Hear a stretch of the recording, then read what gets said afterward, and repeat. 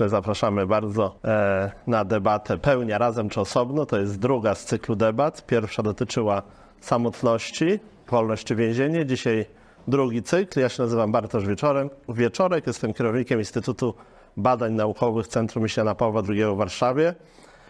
I jakiś czas temu wymyśliliśmy taki cykl debat, spotkań, warsztatów poświęconych wybranym, najważniejszym naszym zdaniem problemom współczesności, problemom, na jakie narażony jest dzisiejszy człowiek.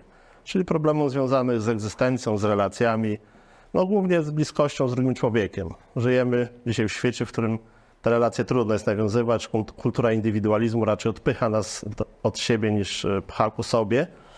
Więc ten temat uznaliśmy za bardzo interesujący. Ten temat był też bliski, chociaż kiedy Karol Wojtyła zaczynał swoją działalność jako etyk, filozof, jeszcze mediów cyfrowych nie było, więc nie mógł o nich pisać, ale gdybym mógł krótko odpowiedzieć, kim jest osoba, człowiek dla Karola Wojtyły, to bym powiedział, że jest to ktoś, kto żyje dla kogoś.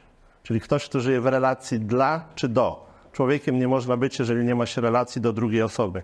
Nie można się w pełni rozwinąć, nie można właśnie osiągnąć pełni.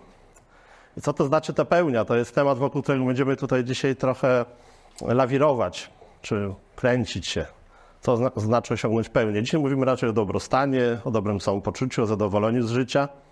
A Wojtyła jako etyk rozumiał tę pełnię tak bardzo moralnie, egzystencjalnie, jako takie pełnię człowieczeństwa. To, co możemy jako ludzie osiągnąć w naszym życiu. Poprzez głównie dobro, które realizujemy. Dobro w odniesieniu do drugich ludzi. No i takim najwyższym ideałem dla niego była relacja z drugim człowiekiem, kiedy ofiarujemy się jako dar. I z miłością ku drugiemu człowiekowi wychylamy się, pochylamy się nad nim. Miłość ostatecznie jest tą najwyższym rodzajem relacji, którym możemy drugiej osobie ofiarować. I tyle Wojtyła. I teraz zamierzeniem naszym było skonfrontować trochę tę myśl filozofa, teologa z tym, co dzisiaj współczesna nauka mówi na temat bliskości, relacji w świecie po pandemii, w świecie mediów cyfrowych. I o wypowiedź na te tematy poprosiliśmy dwóch gości, dwóch naukowców, których gościmy. I chciałbym, żeby Państwo ich powitali. Najpierw pani dr Anna Marianowska, wykładowca UW, Katedry Edukacji Ustawicznej i Andragogiki. I pan dr Karol Jachymek, wykładowca Uniwersytetu SWPS. Dzień dobry. Jeżeli ktoś nie był, to przypomnę, jak wygląda formuła naszych spotkań. Najpierw obydwoje eksperci mają około 15-20 minut swobodnej prezentacji na ten wybrany temat. Potem zasiadają ze mną na miłą rozmowę pogłębiającą te tematy, a potem jest najważniejsza część, czyli czas dla Państwa. Proszę z tego skorzystać. Wybitni eksperci naprawdę, którzy badają temat, którzy znają się, można w swobodny sposób zadać pytanie, dowiedzieć się i usłyszeć tego, co dzisiaj nauka mówi na wiele interesujących nas kwestii egzystencjalnych, więc zapraszam bardzo mocno do zabierania głosu, do dyskusji i oddaję głos pani doktor. Proszę bardzo. Dziękuję. Panie doktorze, ja dziękuję pięknie za zaproszenie. Państwa witam serdecznie.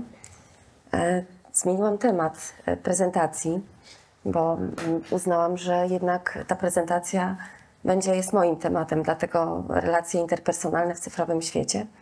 I pomyślałam sobie, że rozpocznę od cytatu. Cytatu pewnego autora, którego zapewne większość z Państwa zna, Marshalla Rosenberga, który dotyczy relacji, tak. Kiedy ludzie zaczynają mówić o tym, czego potrzebują, zamiast nawzajem wytykać sobie błędy, wtedy dużo łatwiej jest zaspokoić potrzeby wszystkich zainteresowanych. O koncepcji Marshalla Rosenberga dosłownie chwilę wspomnę, ponieważ uważam, że jest to jedna z koncepcji, która umożliwia budowanie relacji. Tak, pozwala nam na to. A teraz chciałabym przejść do takiej mojej krótkiej prezentacji. Ja się nazywam Anna Marianowska, jestem adiunktem w zakładzie Edukacji Ustawicznej i Andragogiki. Pracuję od 20 lat na Wydziale Pedagogicznym Uniwersytetu Warszawskiego i mam takie swoje doświadczenia związane z kompetencjami miękkimi, czyli jestem szefową specjalności trener kompetencji miękkich i współautorką zresztą całego programu tej specjalności. A od 2025-2026 roku tutaj pomyślałam, że zareklamuję jednak swój kierunek. Będziemy mieli pierwszy kierunek na studiach drugiego stopnia w Polsce, który będzie związany z andragogiką. Ponadto zajmuję się treningami. Od 20 lat pracuję jako trenerka. Trochę więcej, bo zaczęłam na studiach, więc skoro 20 lat pracuję na UW, to chyba skłamałam, bo 22 przynajmniej pracuję jako trenerka. I czym się zajmuję? No właśnie zajmuję się kształtowaniem kompetencji miękkich, szeroko rozumianych. I teraz, proszę Państwa, przejdę może do planu tego mojego wystąpienia. Ponieważ myśmy tutaj z panem doktorem rozmawiali na temat tego, jak będzie przebiegała nasza prezentacja, ja pomyślałam sobie, wiedząc, co będzie w prezentacji drugiej, że zrobię takie wprowadzenie do tego, co było i dlaczego, z jakich powodów tak różne przemiany się pojawiły w życiu naszym. No więc zacznę od determinantów przemian stylów życia Polaków, dorosłych oczywiście Polaków, a następnie przejdę do tego zagadnienia, które najbardziej nas interesuje, myślę, podczas dzisiejszego spotkania, czyli jakie kompetencje sprzyjają budowaniu trwałych, bliskich relacji.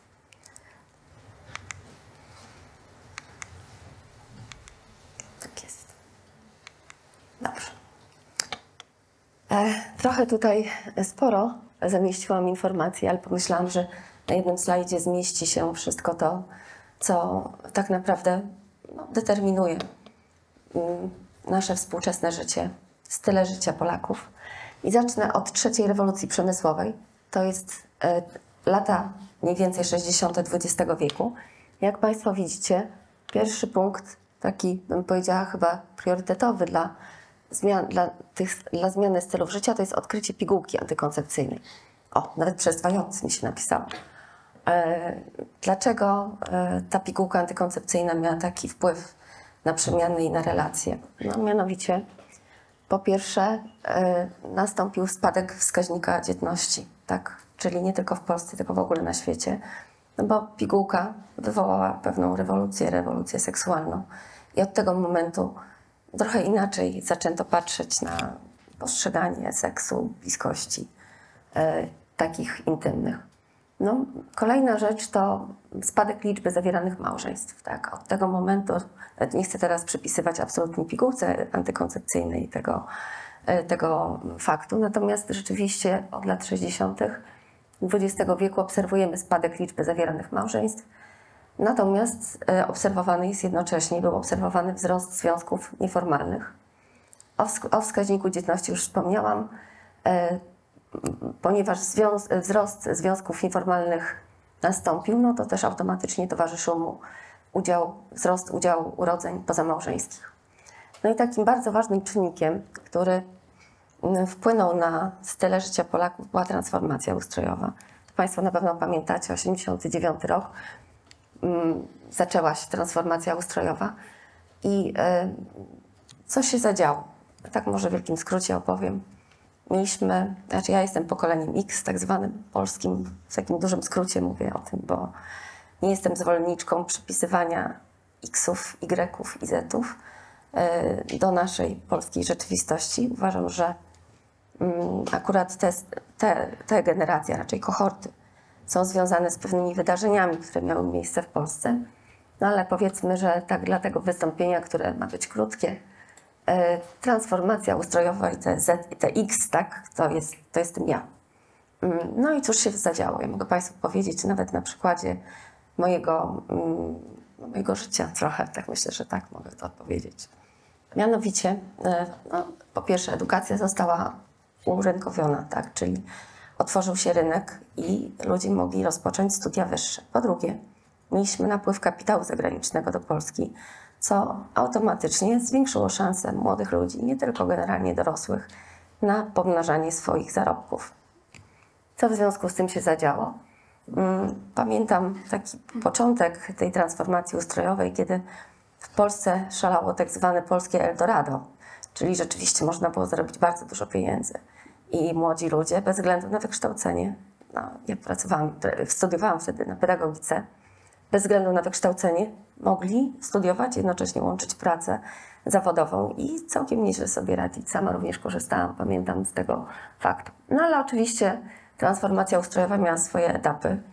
Po tym wielkim Eldorado polskim nastąpił spadek i kryzys na rynku.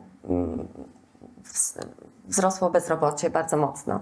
Natomiast co się w międzyczasie zadziało? No, kolejny taki czynnik, który jest bardzo ważny, Dlatego dla tych naszych przemian, dla tych relacji to jest akcesja do Unii Europejskiej. Tak? Otworzyły się granice, strefa Schengen się pojawiła, w związku z czym Polacy mogli spokojnie, gdzie tylko chcieli, podróżować. I to był ten moment, w którym wiele osób podjęło decyzję między innymi o tym, żeby właśnie albo dłużej się uczyć. Ja wszystkich czynników nie wypisywałam, tylko kilka, troszkę więcej niż kilka, takich, które uważałam, że są najważniejsze. Natomiast zaczęło się przedłużanie edukacji formalnej. Ja akurat nie uczestniczyłam w tym procesie, ale pamiętam, że w miarę upływu lat coraz więcej studentów kończyło po 2, 3, czasami nawet 4 kierunki studiów. Czyli mowa tutaj była wręcz o zdobywaniu tak zwanych kredencjałów, tak, za wszelką cenę, dlatego że liczyły się one na rynku pracy. Co w efekcie tych czynników się pojawiło? To na samym końcu napisałam przedłużanie moratorium psychospołecznego. Co to oznacza dla nas? Oznaczało to dla nas, że gwałtownie zaczęła wzrastać nie liczba, tylko wiek osób, które zawierały związki małżeńskie i które decydowały się na to, żeby rozpocząć dorosłe życie tak, w takim, powiedzmy, ogólnym rozumieniu. I cóż, to tak w wielkim skrócie, jeżeli chodzi o trzecią rewolucję przemysłową, ale od pierwszej dekady XXI wieku, tak, bo ona trwała i różne zjawiska miały miejsce w międzyczasie. Od pierwszej dekady XXI wieku co się pojawiło? No, po pierwsze mamy upowszechnienie technologii, technologii, tak, różnego rodzaju, więc komputery. Po drugie, jak Państwo na pewno wiecie, niż demograficzny. I to niż demograficzny, który w sposób gwałtowny zaczął przybierać tempa.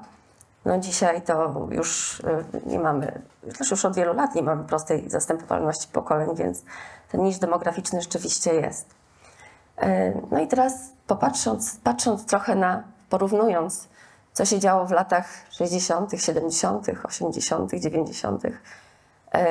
I co się zmieniło w tej rewolucji, czwartej rewolucji przemysłowej, no to podejście do rodzicielstwa na przykład, tak? Czyli kiedyś taka prosta zastępowalność pokoleń była, czyli rodzina składała się najczęściej z 2 rodziców i 2 dzieci. Natomiast z czasem, kiedy ludzie zaczęli coraz więcej czasu spędzać w pracy, pojawiła się rodzina 1+2, tak? Czyli rodzice plus 1 dziecko. W związku z tym, nie wiem, czy Państwo kojarzycie, ale pojawiło się takie zjawisko rodziców helikopterów, którzy chcieli za wszelką cenę w Japonii, z tego co pamiętam, nie, w Chinach, przepraszam, w Chinach, jest to nazywane zjawiskiem małego cesarza, gdzie troszkę inne jest to zjawisko, ale rodzice helikoptery to są takie osoby, które sprawują pieczę nad tym swoim dzieckiem, wyprzedzają na zapas, tak, jego potrzeby, dbają o jego edukację, więc szaleństwo rodziców od niemalże żłobków, czasami po studia oczywiście też, w zaspokajaniu potrzeb i oczywiście finansowaniu wykształcenia swoich dzieci, ono trwało. Ja zresztą pamiętam nawet taką sytuację swego czasu, kiedy nasz dziekan powiedział, że chyba wywiesi kartkę na drzwiach naszego wydziału, nie wpuszczamy rodziców na wydział, tak? No bo zdarzały się nawet takie sytuacje, że próbowali interweniować u dziekanów. Cóż mogę jeszcze powiedzieć tutaj, tak? Jeżeli chodzi o te przemiany, bo te przemiany są bardzo wyraźne, czyli wprawdzie, tak jak powiedziałam, ja jestem pokoleniem X i byłam takim dzieckiem z kluczem na szyi, które wracało ze szkoły. No i musiało trochę poczekać na tych rodziców, ale na pewno niedługo. Natomiast w pierwszej dekadzie XXI wieku mamy już młodych ludzi, którzy wyrastają wśród nowoczesnych technologii. I te nowoczesne technologie mają oczywiście ogromny wpływ na ich funkcjonowanie. Natomiast rozwój mediów społecznościowych to jest coś, co trwać będzie. Ta czwarta rewolucja przemysłowa ma się zakończyć w 2030 roku i ma doprowadzić do powszechnej automatyzacji i robotyzacji. Co to znaczy? To oznacza, że coraz więcej zawodów będzie wypieranych, tak? I na ich miejsce będą przychodziły nowe. No właśnie, co się zadziało jeszcze w międzyczasie, to Państwo również wiecie, pandemia COVID-19, czyli sytuacja, która no, zamroziła nas w domach, tak. Myśmy musieli siedzieć w domach i te osoby, które, sama zresztą do nich należałam, które wcześniej nie prowadziły świadomie zajęć zdalnych, nagle musiały się przestawić do wszystkiego. No więc ta pandemia też miała ogromny wpływ na relacje, na to, jak ludzie ze sobą funkcjonowali. Online zostanie, tak będzie z nami, dlatego że jest tańszy najzwyczajniej w świecie. I też zauważam coraz częściej, że wielu młodych ludzi decyduje się na studia online. No właśnie, nie chcą tak przychodzić na studia, wolą jakoś tak, nie wiem, na skróty pójść i studiować online. Co ciekawe jest, na naszym wydziale takie spostrzeżenie mieliśmy ostatnio a propos studiów podyplomowych. No i cóż, to co się dalej zadziało i co ma ogromny wpływ na relacje i też na, bym powiedziała, takie wyzwania wobec przyszłości i tej cyfrowej rewolucji, to zielona transformacja, atak agresji, atak Rosji na Ukrainę. No i w efekcie tego wszystkiego pojawiła się potrzeba kształtowania nowych kompetencji. No i zapytacie mnie Państwo pewnie jakich, no to ja wyprzedzę. Są kompetencje przyszłości, czyli kompetencje nazywane kompetencjami 4.0. O co chodzi z tymi kompetencjami? Chodzi mianowicie o to, aby połączyć umiejętności, lecz kompetencje twarde, które posiadamy my w toku wykształcenia, które zdobywamy, z kompetencjami miękkimi, czyli to, co będzie się liczyło, to interdyscyplinarność. Dlaczego ja mówię o tych kompetencjach? Możecie Państwo pomyśleć, że może nie mają one związku z naszą prezentacją, owszem mają. Kompetencje cyfrowe, kompetencje w zakresie zielonej transformacji to są te, które obecnie mają taki charakter priorytetowy, ale również kompetencje miękkie. Tak, czyli mamy tutaj bardzo wyraźne deficyty w zakresie kompetencji miękkich. I akurat jeżeli chodzi o te kompetencje miękkie, to ja odnoszę się do raportów na końcu tutaj tej prezentacji. Zobaczycie Państwo te raporty. To są raporty głównie, które były wykonywane na rynku pracy. Czego dotyczyły? Dotyczyły właśnie deficytów, tak? Deficytów, które posiadają młodzi dorośli i w ogóle dorośli, czyli tego, czego oczekują pracodawcy. Skoro pracodawcy oczekują czegoś, to znaczy, że prawdopodobnie tam tych kompetencji brakuje. Ja wiem, że nam tych kompetencji brakuje, dlatego że kompetencji miękkich w Polsce, ale też pewnie w wielu innych krajach świata, nie uczy się od zawsze. Czyli ja uważam, że one powinny być wprowadzane już od najmłodszych lat, w żłobku, w przedszkolu, po to, żeby dzieci mogły uczyć się komunikować, żeby mogły rozwiązywać konflikty, żeby potrafiły odczuwać i no, myślę, że świat byłby lepszy. W związku z tym te kompetencje miękkie to jest nasza przyszłość.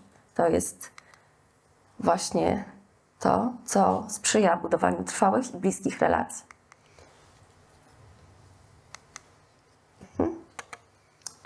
Tutaj też pozwoliłam sobie wymienić kilka zaledwie tych kompetencji, czyli umiejętność słuchania, asertywność, która często jest rozumiana tylko i wyłącznie jako mówienie nie, co nie jest prawdziwym określeniem rzeczywiście asertywności. To jest takie życie w zgodzie z samym sobą, zaspokajanie własnych potrzeb, ale jednocześnie dbałość o potrzeby innych osób, tak? Czyli bycie fair po prostu, tak? Zarówno do siebie, jak i względem innych osób. Kolejna kompetencja bardzo ważna to umiejętność rozwiązywania konfliktów i prowadzenia negocjacji. Inteligencja emocjonalna, również bardzo istotna kompetencja. I właśnie nawiązując do tego cytatu, który podałam Państwu na samym początku, komunikacja bez przemocy, czyli non-violent communication Marshalla Rosenberga.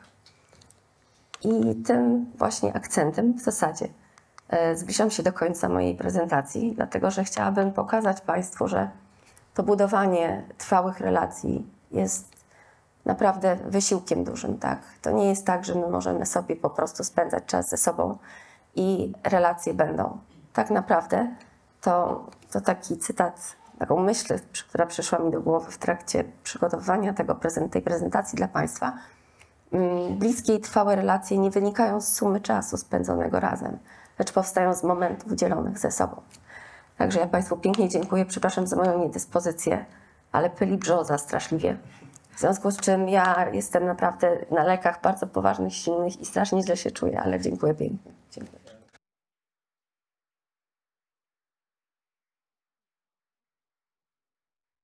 Dzień dobry Państwu, ja bardzo dziękuję za zaproszenie. Tutaj był moment emocji, dlatego że korzystam z innego systemu, więc technologia rzeczywiście mnie pokonuje, a jestem osobą, która zajmuje się technologiami. Ja dzisiaj podążę w stronę, którą zajmuję się na co dzień, bo rzeczywiście tutaj widzą Państwo napis pełnia razem czy osobno, a w związku z tym, że ja się zajmuję kulturą młodzieżową i mediami cyfrowymi, tytuł tego mojego wystąpienia będzie brzmieć młodzi razem czy osobno, bo rzeczywiście chciałbym porozmawiać o tym zmitologizowanym pokoleniu Z i rzeczywiście młodych osobach, które gdzieś też, prawda, w naszych głowach, kiedy o nich myślimy, mamy czasami bardzo egzotyczny obraz. Bardzo mnie cieszy, że się spotykamy z panią doktor w jednym miejscu, bo ja też chciałem zacząć od lat 60., bo my tak narzekamy na młodych, prawda, że ten świat młodych jest inny, że tak się zmienia, że ci młodzi są najgorsi. Rzeczywiście pamiętajmy, że ten proces rozpoczął się w latach 60. i rzeczywiście, kiedy sięgnęlibyśmy do opracowań też dotyczących różnego rodzaju relacji też w Polsce, to rzeczywiście moglibyśmy mówić o wielu różnych czynnikach, jak między innymi słabnięcie więzi między rodzicami i dziećmi, rozwody i tak dalej, i tak dalej. To są te czynniki, które rzeczywiście wpłynęły na kryzys rodziny, który być może trwa do tej pory, choć może nie do końca. O tym sobie za momencik poopowiadamy. Niemniej tym tematem dzisiaj będzie to zmitologizowanie pokolenie Z. Ja też jestem osobą, która nie do końca lubi tę pokoleniową narrację, dlatego że ona jest według mnie pełna różnego rodzaju stereotypów, a zwłaszcza kiedy koncentrujemy się na tych generacjach skrajnych, czyli albo starszych od nas, dużo albo dużo młodszych od nas. Kim jest ta generacja Z?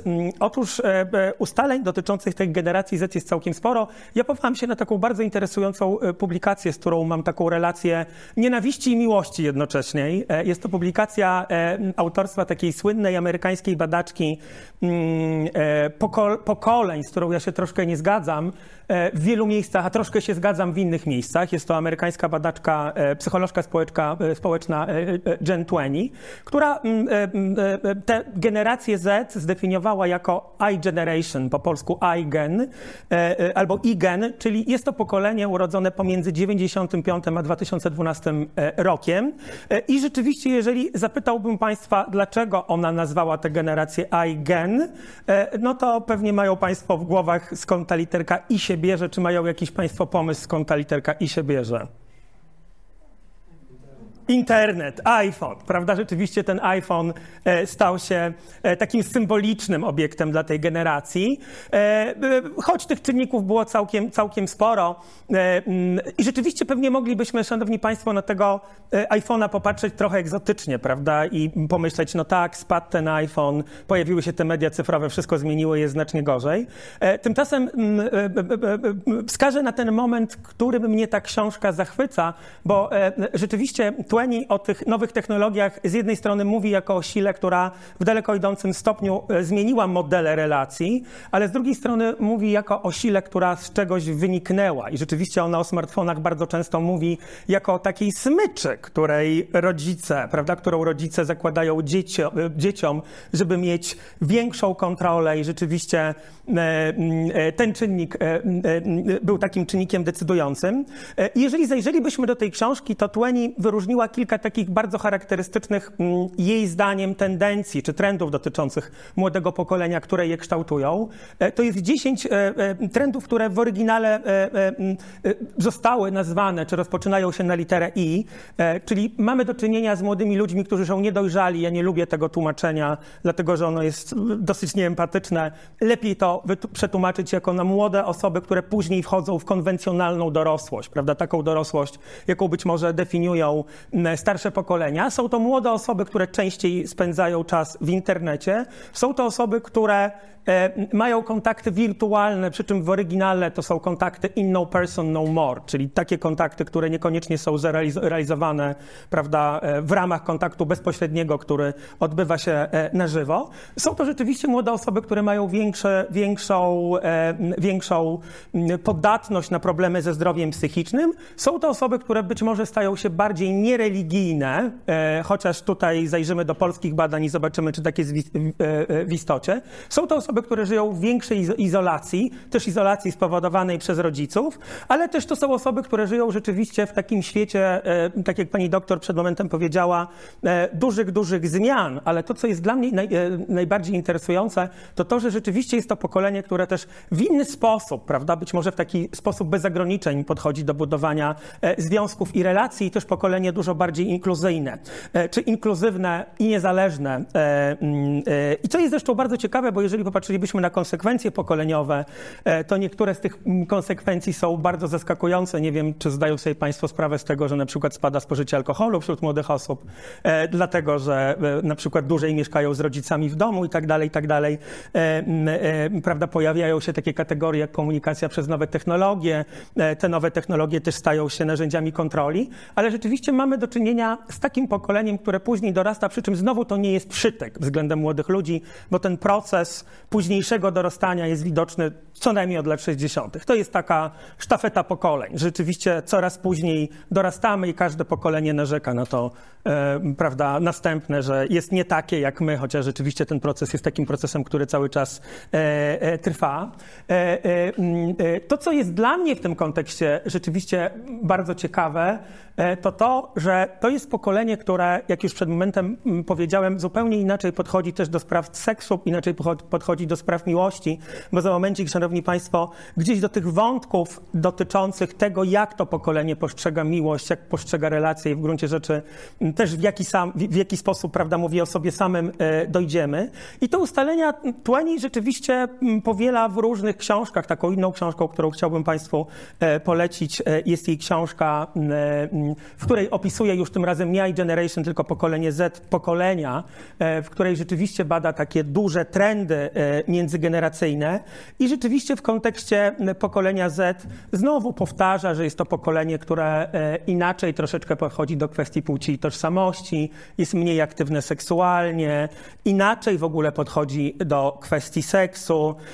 Jest to pokolenie, które wolniej dorasta i ma tak zwaną opóźnioną dorosłość. Rzeczywiście komunikuje się bardzo często cyfrowo, co też zmienia model, prawda, budowania relacji, ma problemy ze zdrowiem psychicznym, ale też jest to pokolenie, które rzeczywiście jest dużo bardziej wrażliwe na aspekty związane z, nie wiem, z wykluczeniem, dyskryminacją i tak dalej. Choć oczywiście proszę pamiętać, ja to cały czas będę powtarzał, że jeżeli będziemy patrzyli na taką zmianę pokoleniową, to rzeczywiście ten proces ma już chociażby miejsce, prawda, od lat 60., bo również wtedy, tak jak pani doktor powiedziała, możemy mówić o większej liczbie rozwodów, mniej dzieci, prawda, i tak dalej.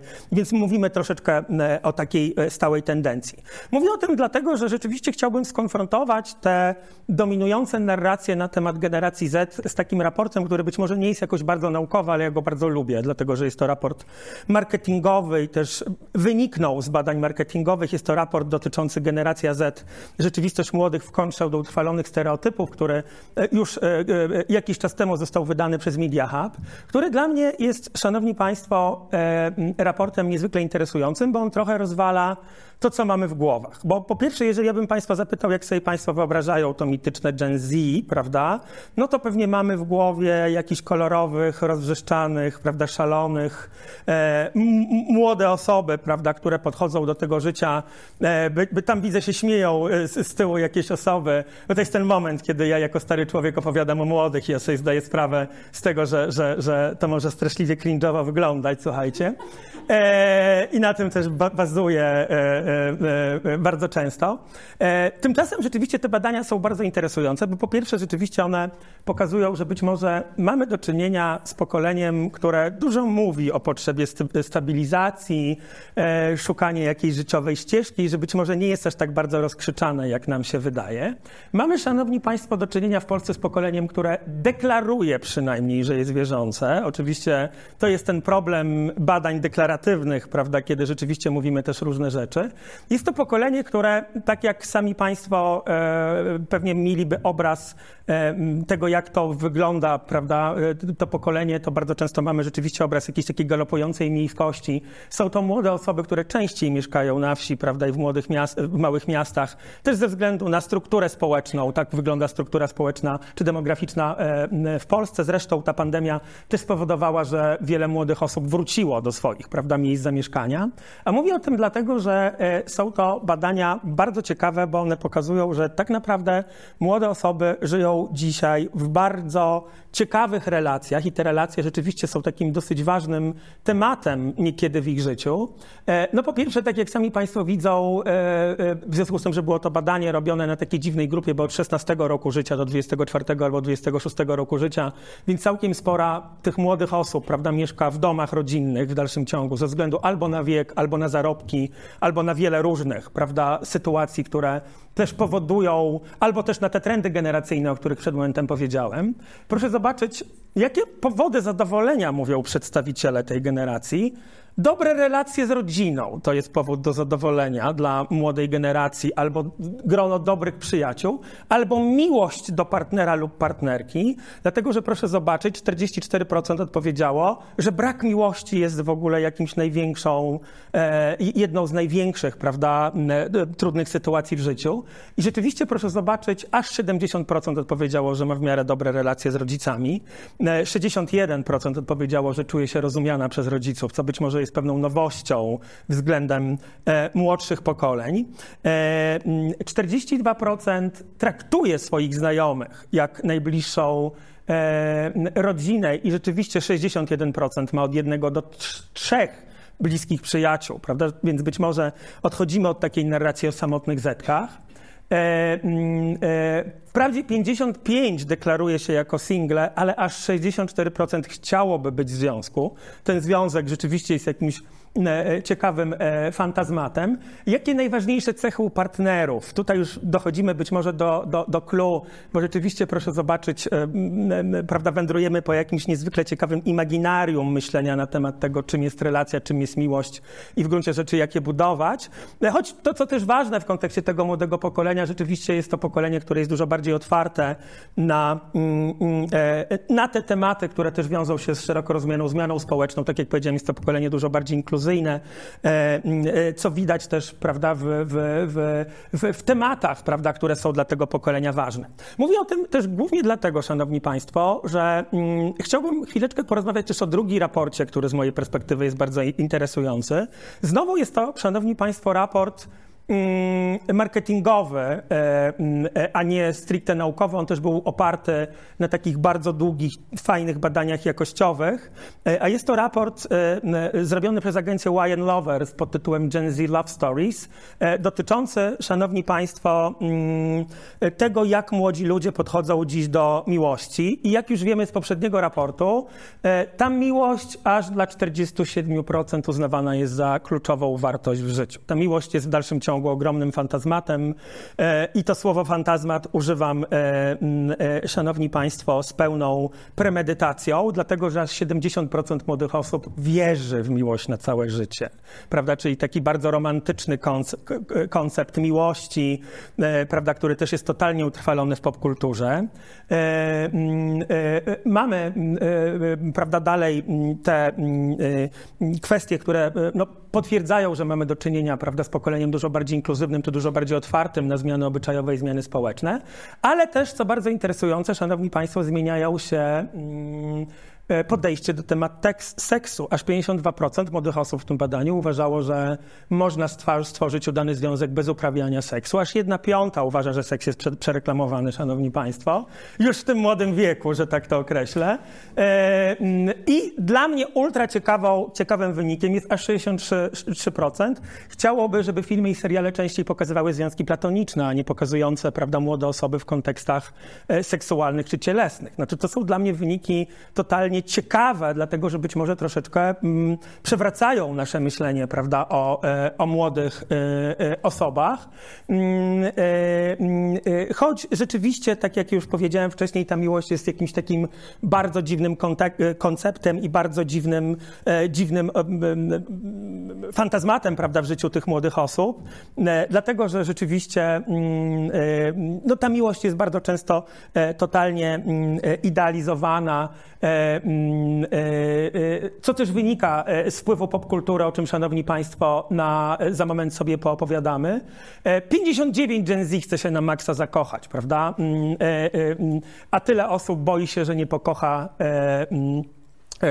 prawda, nikt go tak nie pokocha, prawda, tak bardzo jak mama, jak tata, choć co jest równie interesujące, rzeczywiście takim bardzo ważnym trendem w kontekście tego pokolenia jest self-love, prawda, ten indywidualizm, który rzeczywiście też bardzo mocno, szanowni państwo, gdzieś jest widoczny w rozmowach z młodymi ludźmi. Dlaczego ja podkreślam, szanowni państwo, też tę fantazmatyczność, prawda, czy fantazmatyczny obraz miłości w kontekście nowego pokolenia?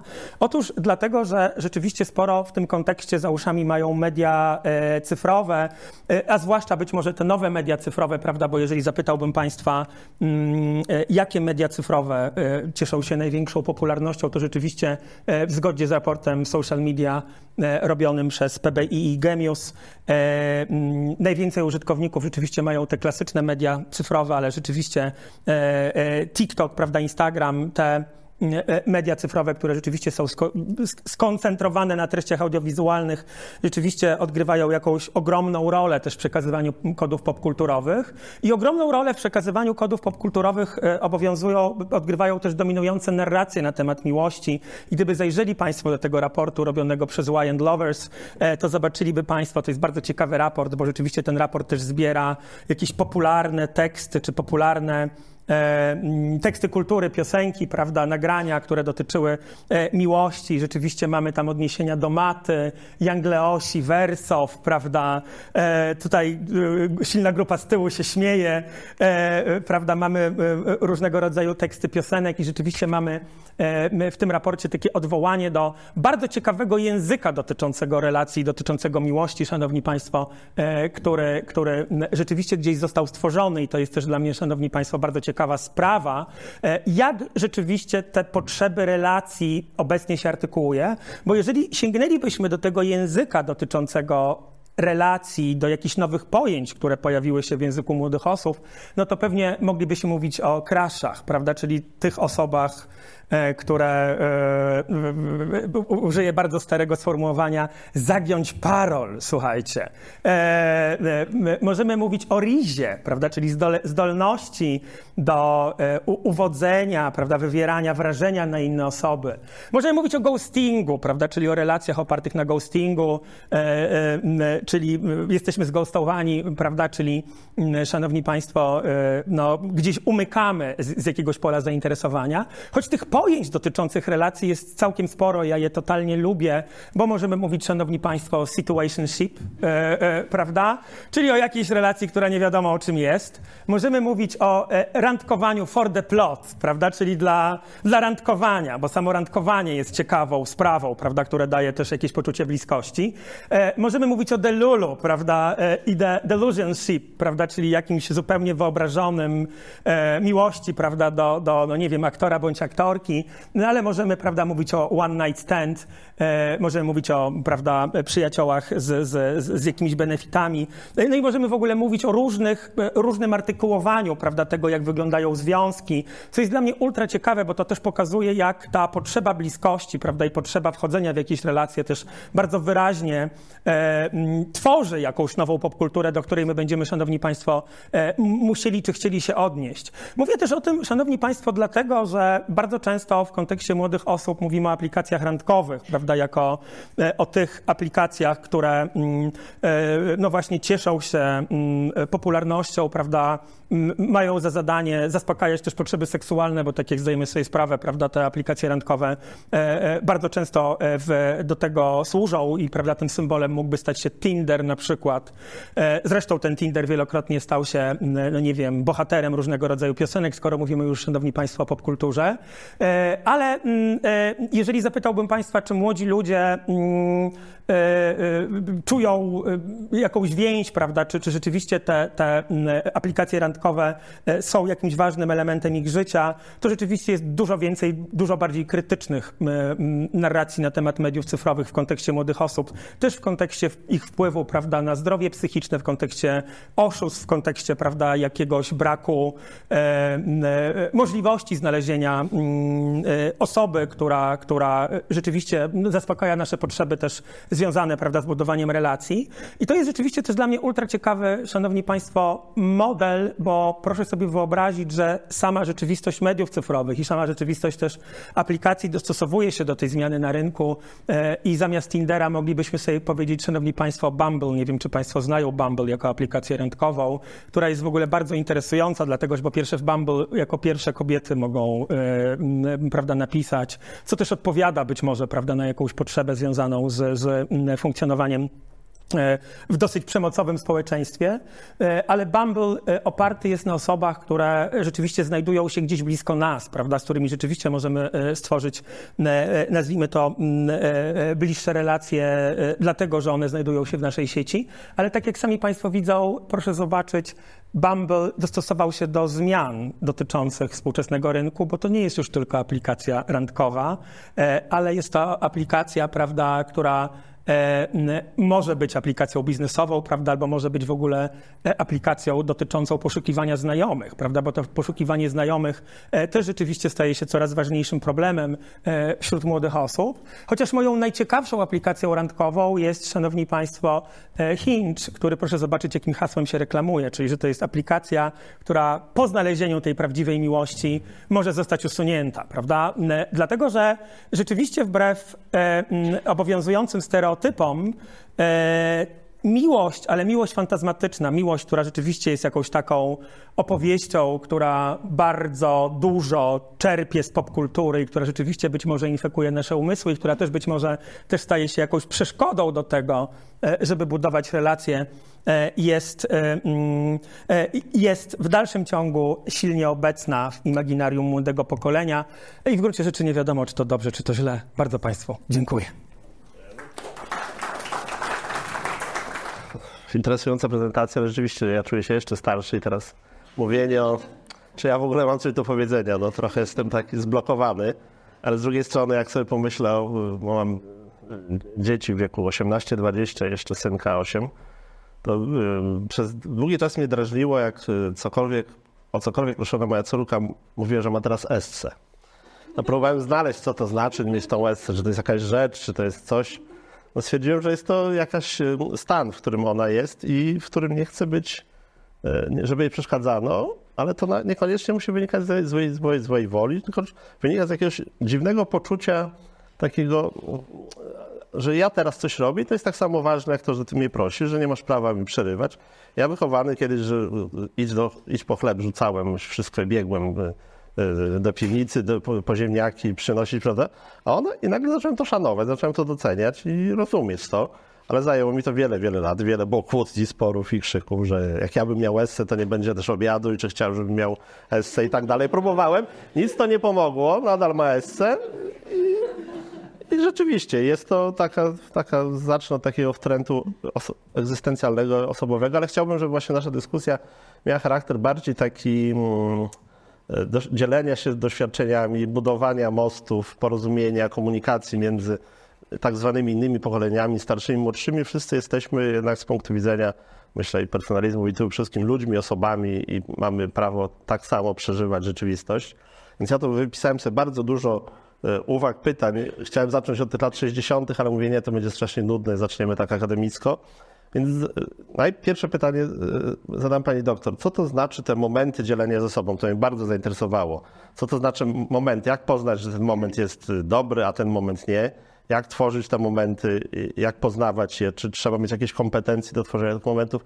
Tak, żebyśmy mogli wyjść z tej sali i potem stwierdzić w domu, no teraz jest ten moment, że już dzielę się. Czy da się to stwierdzić, czy nie? Czy to jest właśnie coś, co tworzy się w relacji między dwoma osobami i zawsze będzie to inny moment i nie ma na to recepty? Tak, dokładnie, panie doktorze, nie ma na to recepty, czyli to bycie razem oznacza jakąś fizyczną więź i duchową więź, ale oznacza przede wszystkim jakieś działanie konkretne, tak? Czyli że to nie jest tak, że my siedzimy i oglądamy telewizję, nie rozmawiamy ze sobą, albo ktoś w międzyczasie, nie wiem, gotuje, ktoś robi jeszcze coś innego, tylko te momenty to są te chwile, w których my rzeczywiście jesteśmy ze sobą, tak?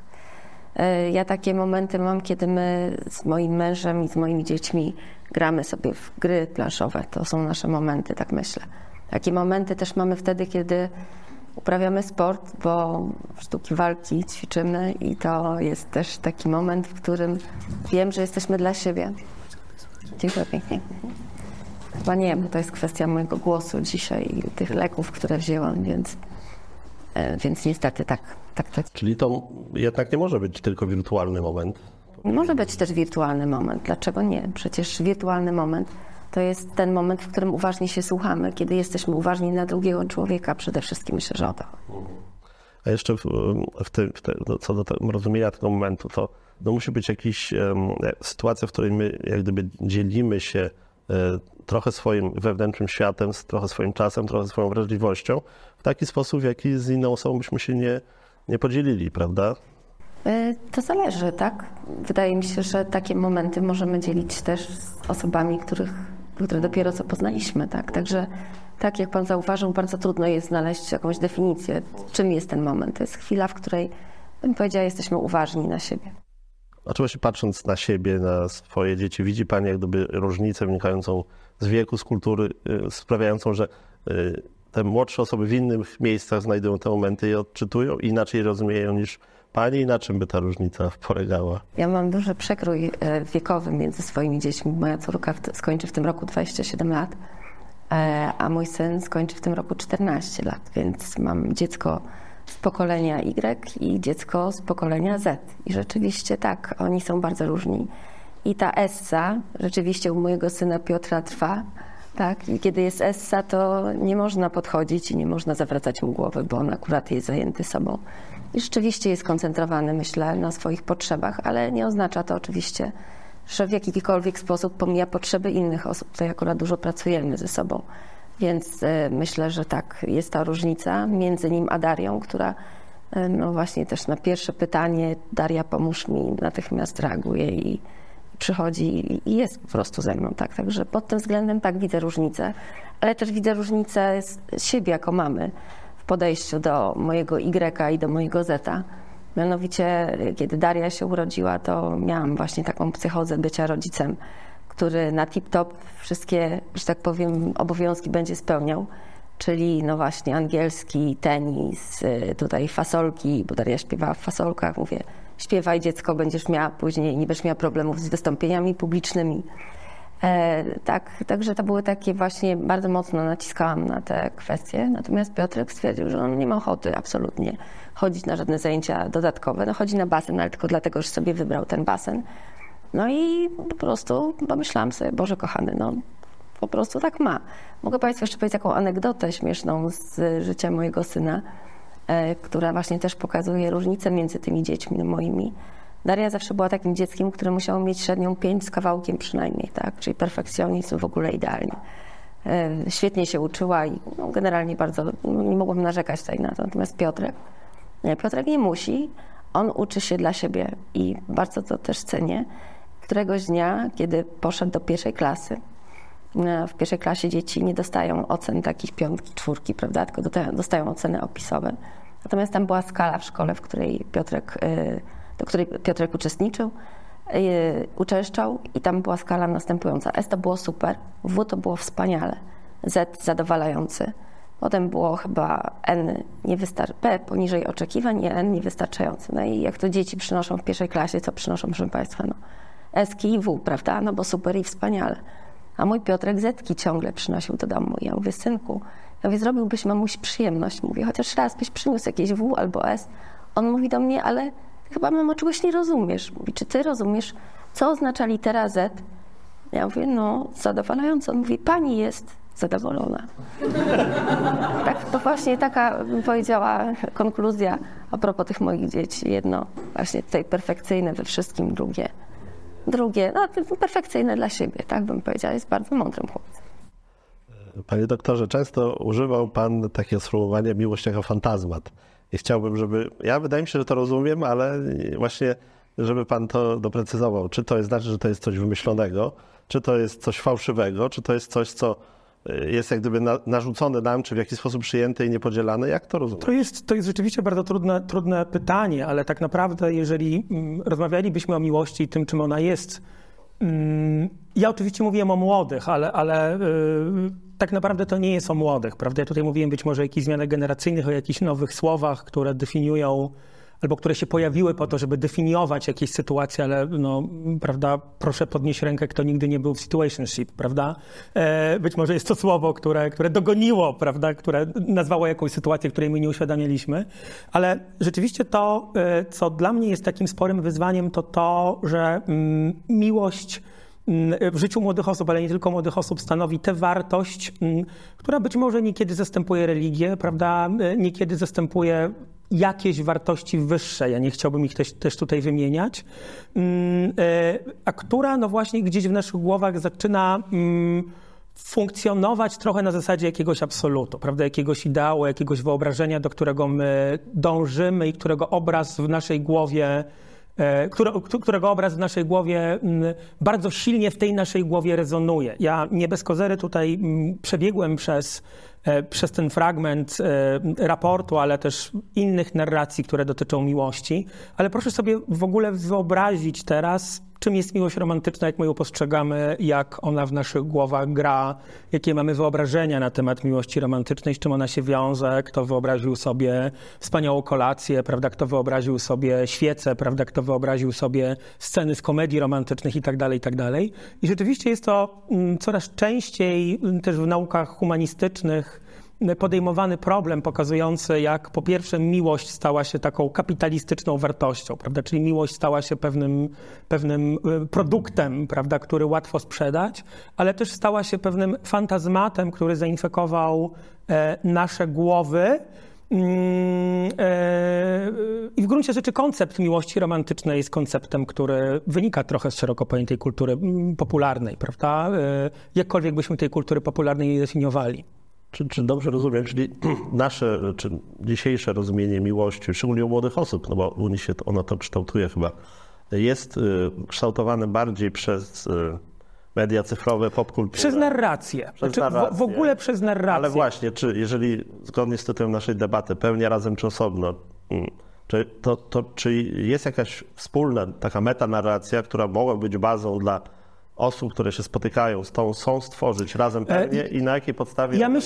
Ja powiem trochę à rebours, w tym sensie, że tą metanarracją albo antynarracją, którą teraz chciałbym przywołać, jest spuszczenie z tonu, prawda? W tym sensie, że w tych konceptach miłości, czy w tych opowieściach, czy w tych wynikach badań dotyczących tego, czym ta miłość jest, proszę zobaczyć, znaczy miłość jest moją największą wartością w życiu, prawda, młodych osób. Postrzegamy, chcielibyśmy bardzo się zakochać. Znaczy to też jest oczywiście, szanowni państwo, taka opowieść, taka sztafeta pokoleń, prawda? W pewnym wieku rzeczywiście ta miłość staje się jakimś bardzo dużym tematem, ale rzeczywiście myślę, tą radą dla nas wszystkich jest to, żebyśmy w gruncie rzeczy przemyśleli, czym ta miłość powinna być dla nas, prawda? Bo te obrazy i narracje, które infekują nasze głowy i do których niejako się odnosimy, bardzo często są dla nas ogromną przeszkodą, bo nasz partner jest nie taki, prawda, jak sobie wyobraziliśmy, że ten partner mógłby być. Nasza partnerka jest nie taka, jak prawda, wyobraźliśmy sobie, że mogła być, a w gruncie rzeczy, prawda, ta moja sympatia, z którą teraz buduję relację, no nie przyniosła mi czegoś, albo nie zachowała się tak, jak miałaby się, prawda, zachować, bo w mojej głowie ten obraz wygląda zupełnie inaczej.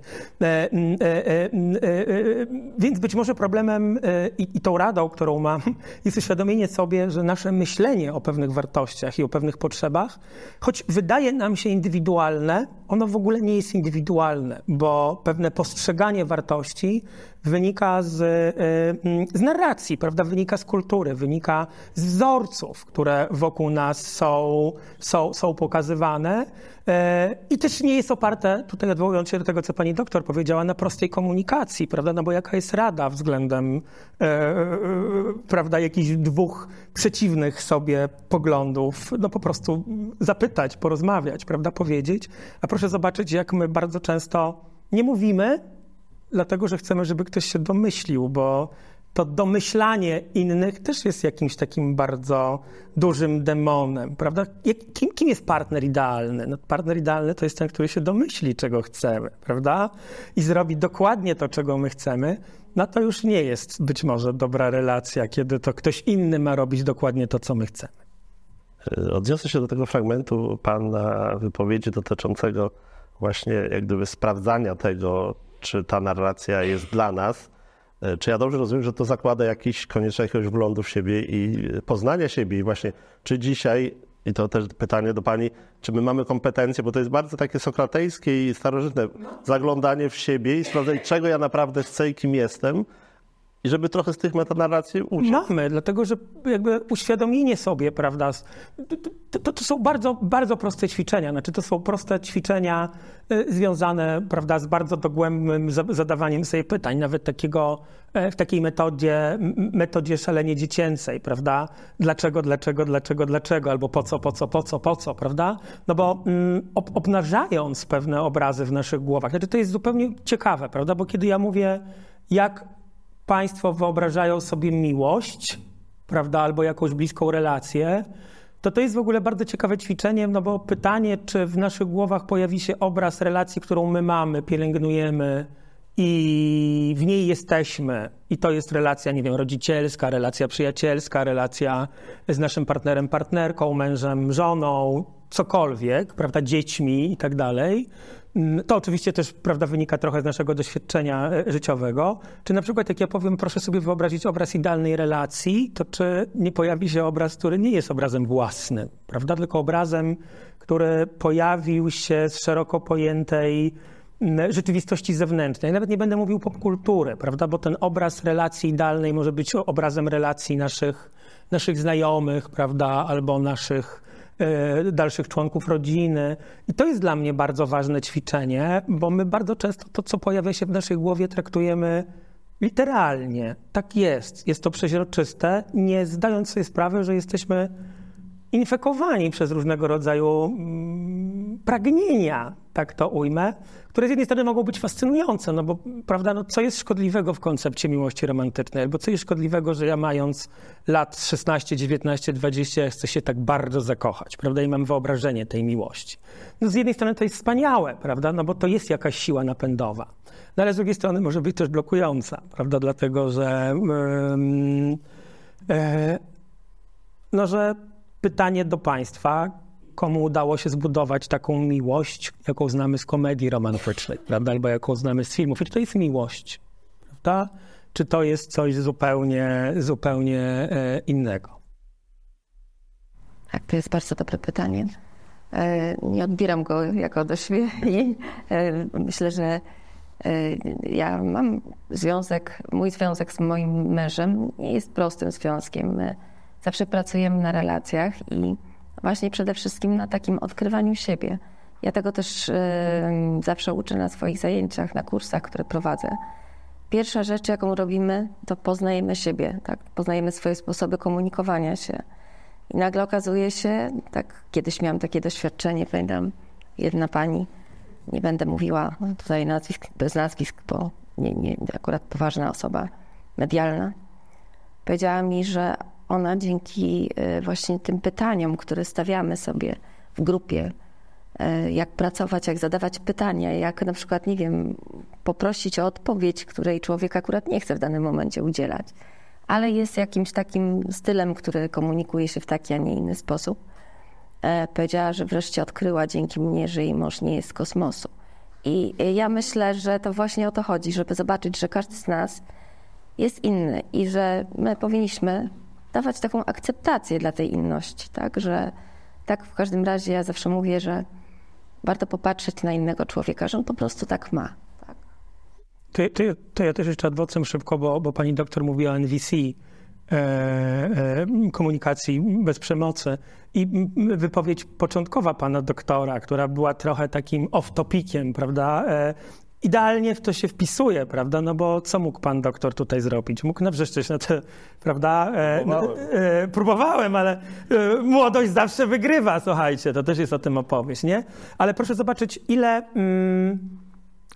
wyobraźmy sobie taką sytuację, bo ty znowu nie wyniosłeś śmieci, nie? W tym zdaniu nie ma nic o śmieciach.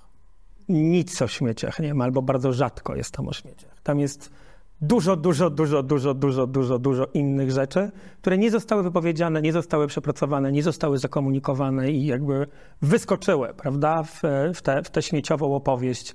Ja zresztą ja lubię takie zdania, ja o nich bardzo często mówię, prawda. Moim innym zdaniem, na którym ja bardzo często pracuję, to jest zdanie mówione do dziecka: zaraz zabiorę ci smartfona. To znowu nie jest o smartfonie, tylko o emocjach, które w nas są, a które nie zostały w jakiś sposób wypowiedziane, dlatego że te fantazmaty, prawda, i te koncepty dotyczące różnych rzeczy, idealnego dziecka, idealnego partnera, idealnego rodzica, idealnego wszystkiego gdzieś te nasze głowy infekują. A czy coś się zmienia w tych fantazmatach dotyczących miłości, jeżeli weźmiemy pod uwagę ten fakt, daną, którą pan przytoczył, że 1/5 uważa za seks za przereklamowany?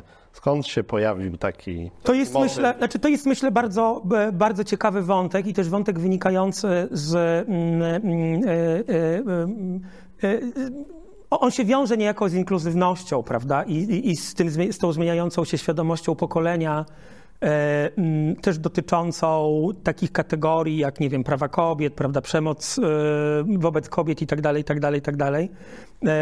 I dla mnie jest to jedna z ciekawszych rzeczy. No oczywiście ten spadek aktywności seksualnej z jednej strony wynika rzeczywiście z tego późniejszego wchodzenia w dorosłość i też mieszkania w domach z rodzicami, prawda? No, sytuacja mieszkania w domu z rodzicami nie sprzyja być może, prawda, do frywolności seksualnej młodego pokolenia, ale ja myślę, że to jest znacznie bardziej złożony proces, który mówi dużo o innym podejściu w ogóle do kwestii cielesności, prawda, też do cielesności drugiej osoby, do kwestii dyskryminacji, do kwestii myślenia o rolach, prawda, płciowych, czy jakie wykonujemy w życiu.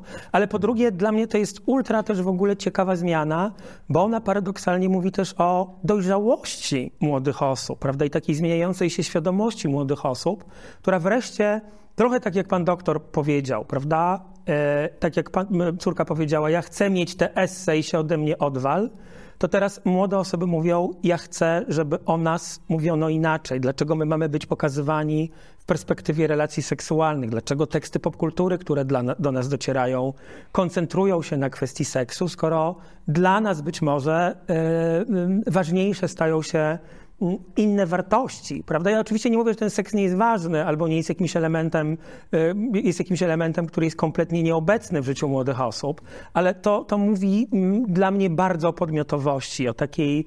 I to oczywiście też może być totalnie problematyczne, prawda, bo to też wzmacnia, problematyczne, bo ja rzeczywiście mówiłem też że bardzo wyraźne jest ten indywidualizm, prawda, te mówienie o sobie w perspektywie ja i być może w kontekście budowania relacji jest to też spore wyzwanie, kiedy stawiamy ja na pierwszym planie, ale z drugiej strony proszę się zastanowić, czy stawianie tego ja na pierwszym planie nie jest zdrowszym podejściem i czy podejście pana córki, która mówi, ja chcę mieć esse, a nie karnie lecimy po ten chleb, czy tam po coś, bo rodzice tak albo powiedzieli. Mojego syna żyje muzyka. O, to genialne w ogóle. Pani jest zadowolona, słuchajcie, to jest piękne. Tak, ja też Pani jest zadowolona i to wystarczy. Tak, i to wystarczy. Dokładnie tak. Chciałbym jeszcze poskrobać ten temat miłości i rozumienia tej miłości. Ważne są z badań też, które pan przytaczał, dobre relacje z rodziną, miłość do partnera, czyli właśnie zmienia się, jak gdyby przesuwa się i ta seksualność się trochę odsuwa na bok. I co się kryje pod tymi hasłami właśnie dobra relacja z rodzicami? Właśnie, czy jest jakaś treść taka, która dałoby się tutaj pojęciowo ująć po tym, czy to też jest... Nie, znaczy oczywiście to jest sprawa indywidualna, prawda, bo proszę pamiętać, że my tutaj opowiadamy o różnicach generacyjnych, ale tak naprawdę być może znacznie bardziej istotne są różnice indywidualne, prawda, które każdego z nas dzielą i powodują, że też inaczej, prawda, nie wiem, podchodzimy do komunikacji, podchodzimy do relacji, prawda, podchodzimy do bycia we wspólnocie, prawda, i tak dalej. No jeżeli mamy osobowość neurotyczną, to być może i trudniej, prawda, będzie nam te relacje budować, ale ja myślę, że te zmieniające się narracje na temat rodzicielstwa, one wynikają też z takiej, no już rzeczywiście w tym kontekście zmiany pokoleniowej, która jest pewną konsekwencją przepracowywania tych modeli rodzicielstwa, które być może były dużo bardziej no nie chcę powiedzieć przemocowe, ale dużo bardziej hierarchiczne, prawda? I oczywiście ja znowu nie mówię, co jest lepsze, czy rodzicielstwo partnerskie, czy rodzicielstwo, prawda, bo to nie o to chodzi, ale te zmieniające się modele relacji z rodzicami, one wynikają dokładnie z tego, prawda, czyli że rzeczywiście coraz więcej kontaktów z rodzinami i rodzicami są kontaktami partnerskimi. I być może też te kolejne pokolenia są od siebie coraz bardziej, do siebie coraz bardziej podobne pod wieloma względami, prawda, no bo jeżeli popatrzylibyśmy też na zmianę cywilizacyjną, prawda, i o tym też jest książka Tłeni pokolenia, bo ona pokazuje, że rzeczywiście jedną z takich zmiennych, które kształtuje myślenie generacyjne albo zmiany generacyjne jest zmiana technologiczna szeroko pojęta, która powoduje zupełnie inny kontekst funkcjonowania świata i między innymi pigułka antykoncepcyjna, prawda, ona była takim krachem, prawda, który no, stworzył jakby dwie różne rzeczywistości. Obecnie to tempo, znaczy nie ma takich gigantycznych krachów, albo jeszcze ich nie ma, albo nie wiemy, ale rzeczywiście partnerstwo i taka umiejętność wsłuchiwania się w drugą osobę, choć to też jest problem, szanowni państwo, już trochę zrobimy off topic, dlatego że nie wiem, czy państwo zdają sobie sprawę z tego, że jednym z kryzysów zdrowia psychicznego młodych osób obecnie w naszej głowie pojawiają się media cyfrowe, prawda, które izolują. Oczywiście gdzieś media cyfrowe mają za uszami, ale coraz częściej mówi się, że przyczyną tego jest ta konsekwencja, o której mówiłem w kontekście iPhone'a, prawda? Czyli, że młodzi ludzie coraz mają mniej czasu poświęconego na bycie bez kontroli rodziców, prawda? I ta nadmierna kontrola rodziców bardzo często też mylona, prawda, z bliską relacją, tak jak pani tutaj doktor mówiła, prawda, że karteczka, rodzice nie mają wstępu na uczelnię, to też jest problemem, prawda, no bo my bardzo często też jako dorośli mylimy różne pojęcia, myląc troskę z nadopiekuńczością, myląc, prawda, relacje z kontrolą. To są takie pojęcia, które my bardzo często mylimy, też nie dając przestrzeni tej drugiej osobie, bo to dla mnie też jest gigantyczny problem, prawda?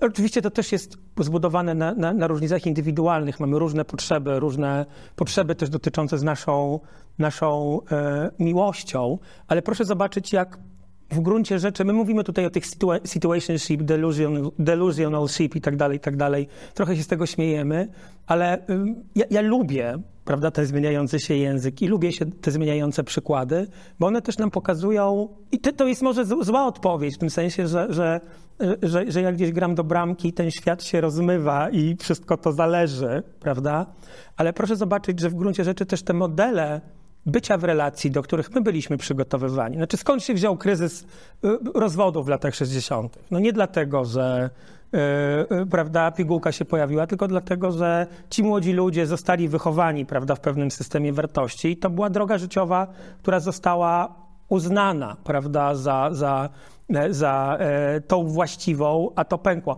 Ja wczoraj uczestniczyłem w spotkaniu, a propos mojej książki, no nie jest to jakoś szczególnie istotne, ale rozmawialiśmy o mediach cyfrowych. I szanowni państwo, wyszliśmy na temat naszej klasy, której państwo nie znają, czy pewnie znają, ale już być może nie korzystają. I nie wiem, czy państwo wiedzą, że nasza klasa spowodowała wzrost liczby rozwodów i zerwań w stałych relacjach. Dlaczego? Bo na tej naszej klasie, prawda, pojawiło się zdjęcie tej Joli, prawda, z którejś tam klasy szkoły podstawówki, która była naszą miłością, prawda, albo tej naszej wielkiej, tego Romana, nie, którego kochaliśmy w liceum.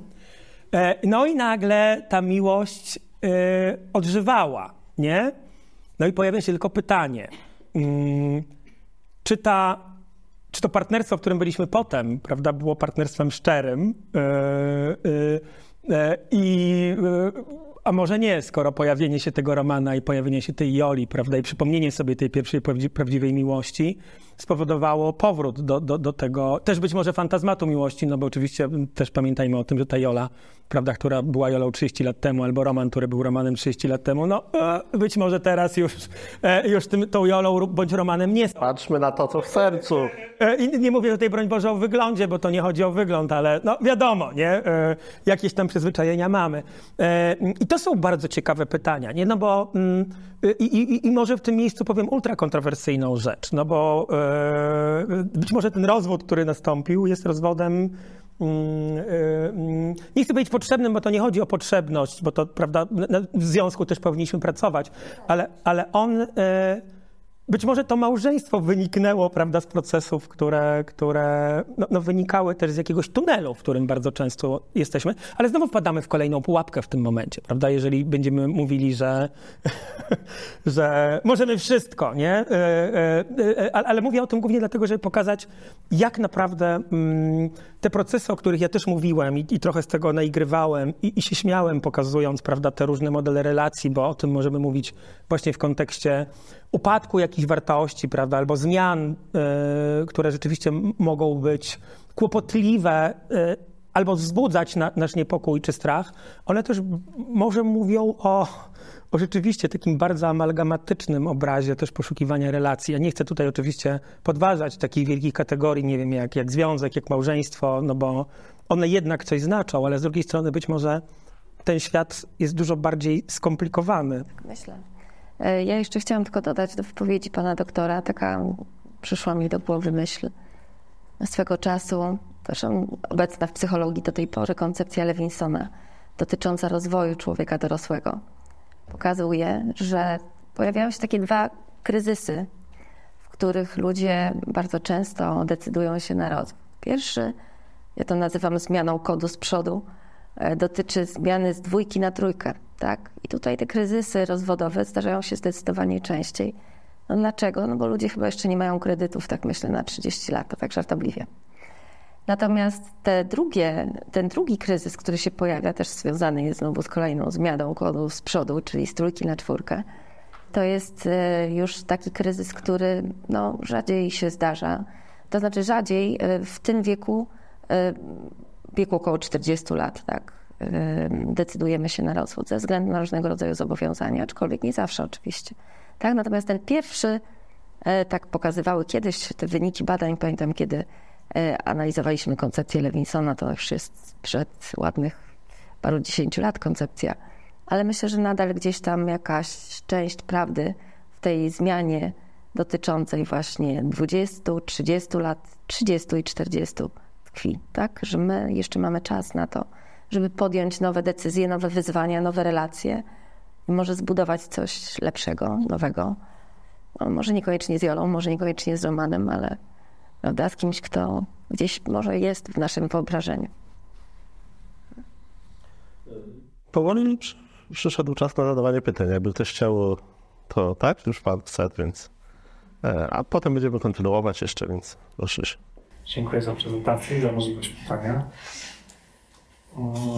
Czy znają państwo badania, które by pokazywały zmianę interakcji bezpośrednich między ludźmi względem interakcji w sieciach społecznościowych i czy one są na plus i na minus? I drugie pomocnicze pytanie, czy interakcje w sieci społecznościowej mogą według państwa być substytutem relacji bezpośrednich albo jakoś uzupełniać?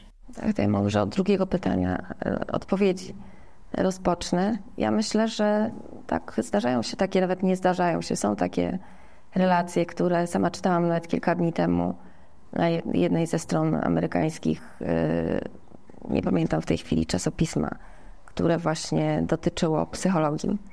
I są takie historie, w których ludzie nie znali się zupełnie, poznali się online, poznali się w sieci. I pamiętam, historia dotyczyła osób, które kilkanaście lat, słuchajcie, dojrzewały do tego, żeby wreszcie połączyć się ze sobą i żeby móc funkcjonować w relacji takiej bliskiej, face to face. Więc myślę, że to jest kwestia chyba trafienia na siebie, tak, trafienia swojej tej drugiej połówki, ale nie tylko, to jest przede wszystkim to, co ja zawsze powtarzam, kwestia pracy nad sobą, kwestia pracy nad relacjami, kwestia właśnie umiejętności wybaczania, kwestia umiejętności poszukiwania potrzeb, zaspokajania swoich własnych, identyfikowania też tych potrzeb w kategoriach natychmiastowych, tak, mało pilnych, a tych takich ważnych, które rzeczywiście dla drugiej osoby być może mają charakter właśnie priorytetowy, tak, więc taka. To druga odpowiedź, a pierwsza, czy są badania? To zależy. No właśnie, osobno.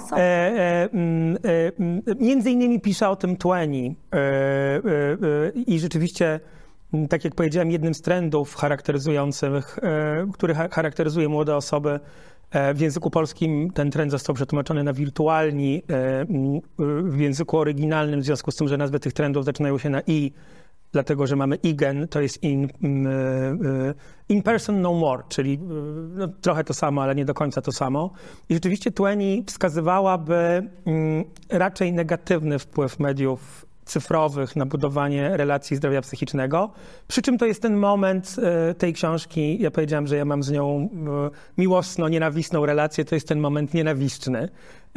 Dlatego, że ja jestem dużo większym zwolennikiem podejścia to zależy, które jest jakby bardzo bliskie też temu, co powiedziała pani doktor przed momentem. Zwłaszcza, że te badania dotyczące wpływów mediów cyfrowych są bardzo niejednoznaczne i taką inną badaczką, którą ja cenię, ona zajmuje się bardziej, też zajmuje się kwestiami młodych ludzi, to jest brytyjska psycholożka eksperymentalna, która nazywa się Amy Orben, która w gruncie rzeczy bardzo często też pokazuje, jak pewne narracje i opowieści na temat mediów cyfrowych i tego, jak one są złe, trochę też infekują nasze myślenie. W tym sensie, że my bardzo często obwiniamy te media cyfrowe za wszystko. Oczywiście one mają bardzo dużo za uszami i są bardzo niebezpieczne pod wieloma względami, ale nie jest tak, że one odpowiadają za wszystko. Skoro już tutaj jesteśmy, to ja tydzień temu wydałem książkę zatytułowaną "Z nosem w smartfonie", która dotyczy relacji z dziećmi. To jest taki poradnik, nie jest to książka naukowa, ale taki poradnik dla osób dorosłych z nosem w smartfonie, co nasze dzieci robią w internecie i czy na pewno trzeba się tym martwić. I odpowiedź jest, to zależy. Dlatego, że odpowiadając na pana pytanie, czy relacja cyfrowa może zastąpić relację bezpośrednią, ja myślę, że to jest pytanie, nie chcę tutaj podważać tego pytania, ani powiedzieć, że pan źle zadał pytanie, ale rzeczywiście to jest ten rodzaj pytania, które jest takim pytaniem antagonizującym. Nie dlatego, że to jest pytanie, które od razu wymaga też od osoby odpowiadającej postawieniu się po której stronie, prawda, że od razu te media cyfrowe muszą być takie albo takie, nie ma niczego pośrodku, a ja bardzo lubię wszystko to, co jest pośrodku, dlatego, że to pośrodku świadczy też o negocjacji, o pewnych praktykach, o pewnych zachowaniach, o pewnych działaniach, które my podjęliśmy, prawda, i z jednej strony ja mógłbym powiedzieć, media cyfrowe i kontakty z mediami, prawda, przez media cyfrowe psują relacje. A co z rodzinami, których członkowie są, prawda, na przykład za granicą, prawda, cyfrowe rodziny? A co z czasem pandemii, kiedy rodziły się dzieci i te małe dzieci były przed ekranami, bo tylko w ten sposób mogły zobaczyć dziadków albo pobyć z dziadkiem, prawda? A co z naszymi przyjaciółmi, którzy gdzieś wyjechali? A co z naszymi przyjaciółmi, którzy nie mają czasu się z nami spotkać, bo mamy pracę, bo mamy milion innych różnych dziwnych rzeczy? Więc ta rzeczywistość rzeczywiście jest taką rzeczywistością, absolutnie to zależy, prawda? Nasza popkultura jest pełna takich obrazów, nie jakieś, no nie wiem, zamykanie się w pokojach, niewychodzenie, prawda? No mamy salę samobójców, prawda? I tak dalej, i tak dalej. No takie sytuacje się zdarzają i mają miejsce, ale ja rzeczywiście znowu odwołam się do tej wypowiedzi pana doktora, która była na początku. To jest świetna, ja, jeżeli mogę, ja będę ją opowiadał. Dogadamy się o spotkaniu z rodzicami, bo to jest dla mnie przykład cudownej negocjacji przeprowadzonej z dzieckiem, prawda? No dziecko ma essay, co zrobić, prawda? I doszliśmy do wniosku, że ma essay, to być może jest warte, nie? Ja bardzo lubię myślenie o relacjach i o tym też mówiła pani doktor w swoim wystąpieniu, jako o pewnych rytuałach, które nas tworzą. I ostatnio uczestniczyłem w takim projekcie dotyczącym właśnie też mówienia o mediach cyfrowych w rodzinach. Jest to projekt robiony z też taką bardzo znakomitą psycholog Magdą Śniegulską, która zajmuje się terapią w ogóle też dzieci. Ona mi powiedziała: Karol, No ale jeżeli mamy rodzinę, w której większość kontaktów odbywa się za pomocą mediów cyfrowych i to się sprawdza, znaczy to jest dobre dla tej rodziny, to ja nie mam nic do roboty, dlatego że to jest pewne coś, co zostało uzgodnione, prawda, i z różnych powodów tak się dzieje. Tymczasem proszę zobaczyć, my bardzo często uznajemy, że coś, co się dzieje cyfrowo, jest gorsze, prawda? Czasem nie jest czasem super jakościowo. Możemy się z kimś spotkać, możemy coś zobaczyć, prawda? Możemy sobie pogadać. I jeżeli mogę anegdotę, to ja powiem anegdotę jeszcze jedną, która była dla mnie przerażająca. To były warsztaty, które ja prowadziłem. Przyszła na nie matka, która powiedziała, że jej córka jest uzależniona od smartfona. Ja powiedziałem, dlaczego pani tak uważa? Albo ona miała uczyć się do egzaminu ósmoklasisty, a się nie uczyła, esse, prawda, miała. Więc ja wyłączyłam w domu Wi-Fi. Nie był to dobry ruch, więc co zrobiła córka? Córka, proszę sobie wyobrazić, ta kobieta weszła do domu i nagle patrzy, ta córka siedzi gdzieś pod balkonem, pod ścianą. Okazało się, że zhakowała sieć sąsiadów. No oczywiście tę kobietę to bardzo zdenerwowało. Ja powiedziałem tej kobiecie, proszę pani, no ale to raczej świadczy o takiej proaktywnej, prawda, kreatywności pani córki. Nie, ona jest uzależniona od smartfona i tak dalej, i tak dalej. Cały problem polegał na tym, że ta kobieta cały czas siedziała też w smartfonie i jakby nie mogła się od tego smartfona odebrać podczas spotkania ze mną. No więc ja próbowałem jakoś delikatnie sygnalizować, no ona nie dawała za wygraną, ona jest ta córka uzależniona od smartfona. Po czym okazało się, że już jako taki ostateczny argument ta kobieta odpowiedziała mi: i wie pan, co ona robi? Jak ona wychodzi ze szkoły, to ona dzwoni do mnie tym telefonem i mówi: mamo, porozmawiaj ze mną, jak będę wracała do domu. Ona nawet nie może sama przejść tą ulicą, ona jest tak uzależniona od smartfona. Ja na to już nie umiałem zareagować, dlatego że to pokazywało to, co mówiła pani doktor, że tam nikt nie dokonał pracy dotyczącej relacji, prawda, dotyczącej oczekiwań, dotyczącej naszych potrzeb, a obwiniał różne rzeczy, prawda, o coś, co tak naprawdę nie było.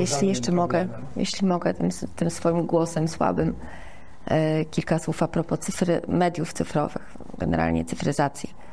Chcę powiedzieć, że właśnie tym się różnią Z-y na przykład od Y-ów i X-y od Y-ów i od Z-ów, że pokolenia młode wyrastały właśnie w nowoczesnych technologiach i to oznacza, że ludzie młodzi, tacy jak w większości państwo, mają potrzebę podwójnej partycypacji, czyli bycia w tym samym czasie w świecie realnym i wirtualnym. I to jest coś zupełnie naturalnego. Ja zawsze mówię, że po co walczyć z tym, tak? W szkołach na przykład. Po co walczyć w szkołach? Przecież można telefony komórkowe wykorzystać. Dziecko przychodzi z telefonem komórkowym nie do tego, żeby marnowało czas i, nie wiem, siedziało na Facebooku, na Instagramie albo na TikToku, tylko na przykład po to, żeby móc dzięki telefonom komórkowym, nie wiem, kontaktować się, łączyć się z aplikacjami internetowymi, takimi edukacyjnymi, w ramach których dzieci uczyłyby się na pewno bardziej efektywnie, tak? Bo mogłyby zrobić coś od razu. Ta potrzeba, tak jak mówię, bycia z tym smartfonem jest duża i w związku z czym dlaczego ją ukrócać? Dlaczego nie traktować jej jako coś naturalnego? Ja uważam, że i też właśnie tak a propos Twinnie, tej pisarki, tej autorki, o której powiedziałeś, Karolu, to ja chcę powiedzieć jedną rzecz, że ja jej też nie lubię. U mnie to nie jest miłość połączona z nienawiścią, tylko raczej nielubienie. Dlaczego? Bo ona jest taka bardzo stygmatyzująca i generalnie opisy tych pokoleń wszystkich, których czytałam publikacje właśnie autorki, one są stygmatyzujące. Ja uważam, że zawsze, jeżeli pojawia się zmiana, to jest to znak czasu i to jest kwestia akceptacji tego czasu i tego, co następuje, a nie właśnie piętnowania tego, że, no nie wiem, moratorium psychospołeczne jest odraczane tak, że ludzie nie zawierają związków małżeńskich tak jak kiedyś w latach powiedzmy 60., 70., w wieku 21-22 lat, tylko robią to później o 5 lat. Czy to jest coś złego?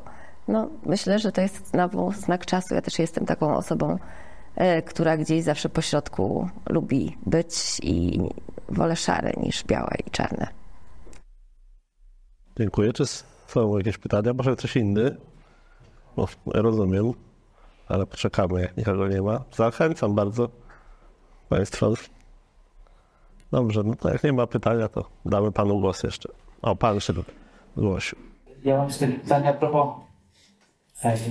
postrzegania miłości, ponieważ gdzieś tam kiedyś takie hasło usłyszałem, że ta miłość romantyczna to jest jakby świeży wynalazek naszych czasów. Kiedyś ona nie grała takiej dużej roli. Wiadomo, są różne poematy i tak dalej pochodzące z naszej epoki. Jednakowoż one były konstruowane w jakichś tam elitach, a ta miłość taka romantyczna do takiej kultury popularnej trafiła dopiero niedawno. Tak mi się przynajmniej wydaje. I teraz pytanie, czy były takie właśnie badania robione, jak ta miłość, jak postrzeganie tej miłości się zmieniało? Czy to jest po prostu tak, że ludzie kiedyś byli sobie po prostu potrzebni, kiedy nie było jeszcze dużych miast, prawda, dużych skupisk, nie było opieki socjalnej i tak dalej, i dlatego oni się wiązali bez jakby tej potrzeby takiej miłości romantycznej. Natomiast teraz, gdy są skupiska w dużych miastach ludzi, gdzie ta opieka wzajemna może być po prostu kupiona, nie jest nam potrzebny drugi człowiek, to jakby teraz poszukuje się tej innej formy miłości, takiej romantycznej właśnie, która już nie służy tylko po to, ta relacja właściwie nie służy tylko po to, żeby przetrwać, tak? Tylko żeby po prostu zaspokoić jakąś tam swoją potrzebę taką, no już wyższą niż jedzenie, tak, picie i tak dalej. Czy właśnie ktoś to badał? Tak, chociażby Bogdan Wojciszka pokazywał i pokazuje w swoich badaniach, w swoich książkach, jakie są fazy miłości. Tak? I po tym pierwszym okresie tej miłości, bym powiedziała romantycznej, tak można by ją nazwać, która trwa około 2 lat, z tego co pamiętam.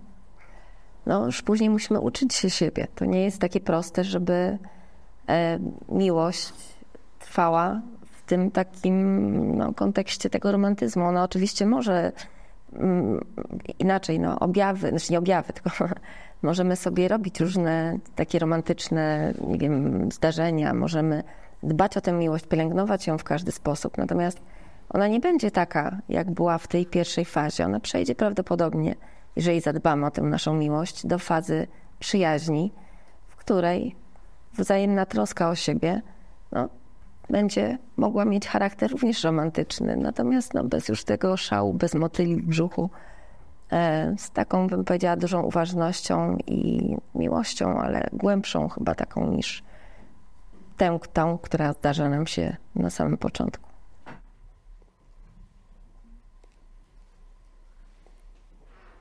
Czy jeszcze ktoś by chciał zabrać głos tam? Zastanawiałam, czy może to się tym zajmował do kwestii, że satysfakcji, szczęścia w związkach właśnie w różnych pokoleniach. Bo ja mam wrażenie, tak jak w moim otoczeniu, że w młodszym pokoleniu może w związku z pewniejszą wiedzą psychologiczną, świadomością siebie, że jak patrzę na te związki czy młode małżeństwa, to wydają mi się trochę głębsze, takie bardziej otwarte, może być coś lepsze te relacje, niż na przykład pokolenie moich rodziców. Ja tutaj badań wprost nie znam, ale rzeczywiście tego typu Raporty dotyczące dobrostanu badania są. Przy czym się rzuciłem do mikrofonu, żeby zwrócić uwagę na inne wyzwanie, które też coraz częściej pojawia się w naukach społecznych czy naukach humanistycznych, bo w gruncie rzeczy ta wyższa świadomość psychologiczna też bywa problemem, prawda? Bo bardzo często, prawda, ona też definiuje, prawda, nasze potrzeby i nasze sposoby myślenia. Ja oczywiście gdzieś tutaj zawieszam mój głos, żeby też nie brzmieć jakoś bardzo kontrowersyjnie, ale w ogóle taka psychologizacja naszej codziennej sfery, prawda, rzeczywiście coraz częściej też jest podejmowana w takich narracjach dosyć krytycznych, bo ta samoświadomość psychologiczna z jednej strony jest bardzo dobra, prawda, no bo pozwala nam ustawiać granice, pozwala nam rozumieć nasze mechanizmy, pozwala inaczej zachowywać się względem innych osób i tak dalej, ale rzeczywiście coraz częściej mówi się o takiej psychologizacji w ogóle codziennego dyskursu na wszelkie tematy, prawda?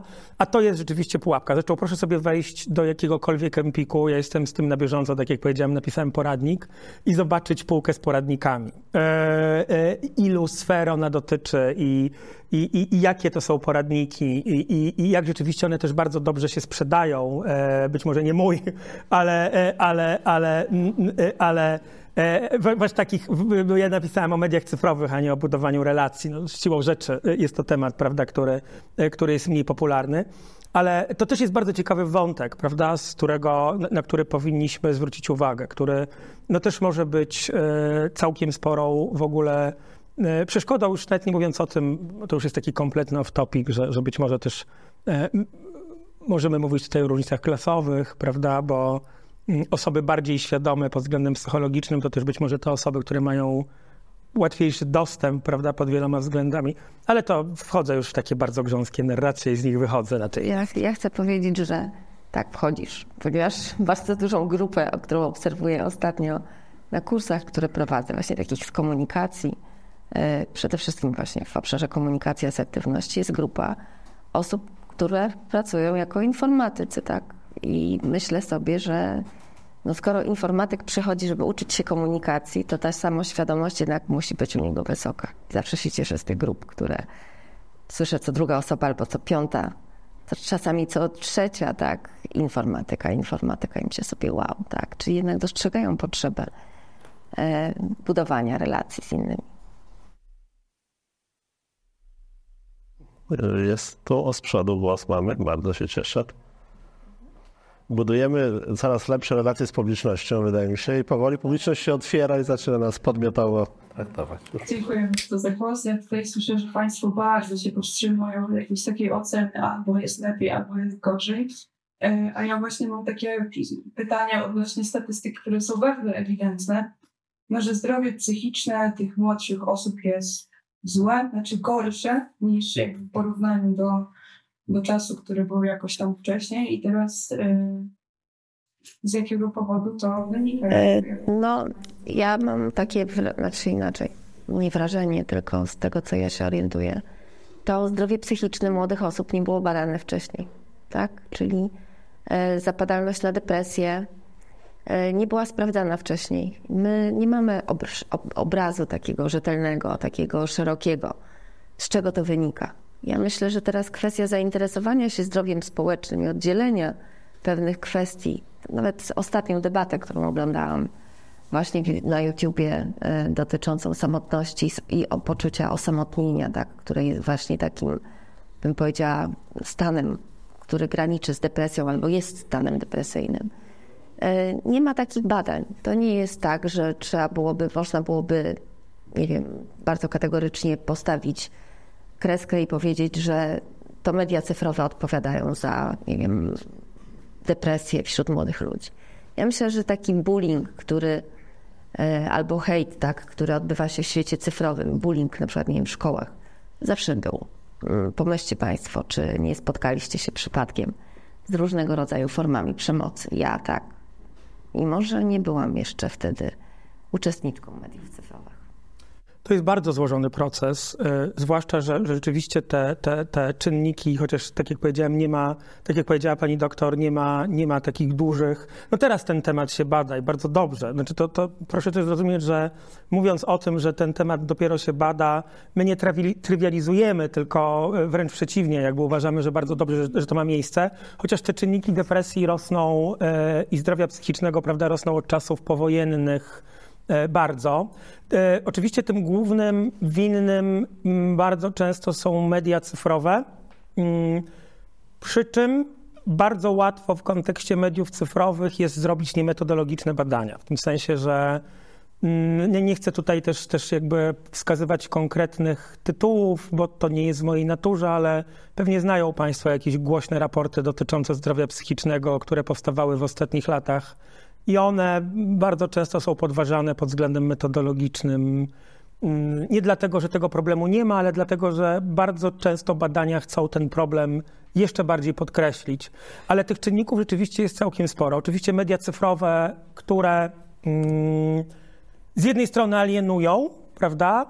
Ale z drugiej strony rzeczywiście też coraz głośniej się mówi, że być może jednym z czynników kryzysu zdrowia psychicznego jest to, że dużo się mówi o zdrowiu psychicznym w mediach też cyfrowych, przez to nie chcę powiedzieć, że wywołuje się ten problem, ale no, prawda, staje się to jakimś tematem, który też, prawda, pokazuje to jest bardzo złożone zjawisko. Jednym z czynników, tak jak powiedziałem, bardzo często są trudne relacje z rodzicami, prawda, wynikające też z takiej dużej kontroli rodziców, ale też ze spadku aktywności, które dzieci wykonują samodzielnie, czyli na przykład spadek zabaw, prawda, spadek różnego rodzaju aktywności, które są bez kontroli rodziców. Nie? Proszę zobaczyć, nawet jak my bawimy się z naszymi dziećmi, no to pilnujemy, prawda, i tak dalej, a być może czasem lepiej po prostu zebrać grupę, dać klocki i w ten sposób, prawda, te dzieci będą działały. Kolejnym czynnikiem, być może w kontekście Polski bardzo ważnym, jest szkoła i przemocowy dosyć system edukacyjny. Nie mówię tutaj o nauczycielach, ale po prostu o systemie edukacji, który też jest takim systemem upupiającym, prawda, używając Gombrowiczowskiego tutaj sformułowania, ale też bardzo dużo się mówi o spadku wspólnoty w ogóle, prawda, byciu we wspólnocie, co też jest bardzo ważnym problemem, bo wszyscy jesteśmy od siebie coraz dalej, prawda? Ja nie mówię tutaj o metaforze, prawda, wioski, że dziecko było wychowywane przez wioskę, a tej wioski teraz nie ma, ale rzeczywiście tych czynników jest całkiem sporo, choć my mamy tendencję do wybierania jednego i najczęściej tym czynnikiem są smartfony, które nas ogłupiają. Ogłupiają oczywiście, ale nie wszystkich i nie zawsze i nie wszędzie. Ale też to jest łatwe rozwiązanie, powiedzenie, że tylko media cyfrowe, prawda, zmieniają nasze relacje. Oczywiście te smartfony odciągają od budowania relacji, prawda? No proszę sobie wyobrazić sytuację domową, skupię się na tej sytuacji rodzinnej, prawda, czyli sytuacji rodzice z dziećmi, z których każdy siedzi z tym nosem w smartfonie, prawda? No rzeczywiście ten atrakcyjny świat mediów cyfrowych, atrakcyjny w rozumieniu, prawda, takiego nieustającego bodźcowania, rzeczywiście jest być może dużo bardziej atrakcyjny od, prawda, bycia w relacji. No ale z drugiej strony ta sytuacja też być może opowiada o tym, że znowu nie dokonaliśmy, prawda, pewnej pracy dotyczącej lubienia siebie, prawda, dotyczącej jakichś umiejętności komunikacyjnych i tak dalej. Choć z trzeciej strony oczywiście, jeżeli przypomnimy sobie sytuację z naszego dzieciństwa, no to jestem głęboko przekonany, że więcej niż połowa powie, że no raczej nie spędzała czasu z rodzicami i w gruncie rzeczy nie było to najlepsze, prawda, że prawda, no ci rodzice to wiadomo byli rodzicami. Tych czynników jest rzeczywiście całkiem sporo i zostawiłem jeden na koniec czynnik, o którym też bardzo często mówią sami ludzie, że być może nie mamy do czynienia z kryzysem zdrowia psychicznego w takim rozumieniu kryzysu, prawda, czyli tego, że no, dzieje się jakiś gigantyczny upadek, choć oczywiście, nie wiem, statystyki dotyczące samobójstw i tak dalej są dosyć jednoznaczne i pokazują, prawda, że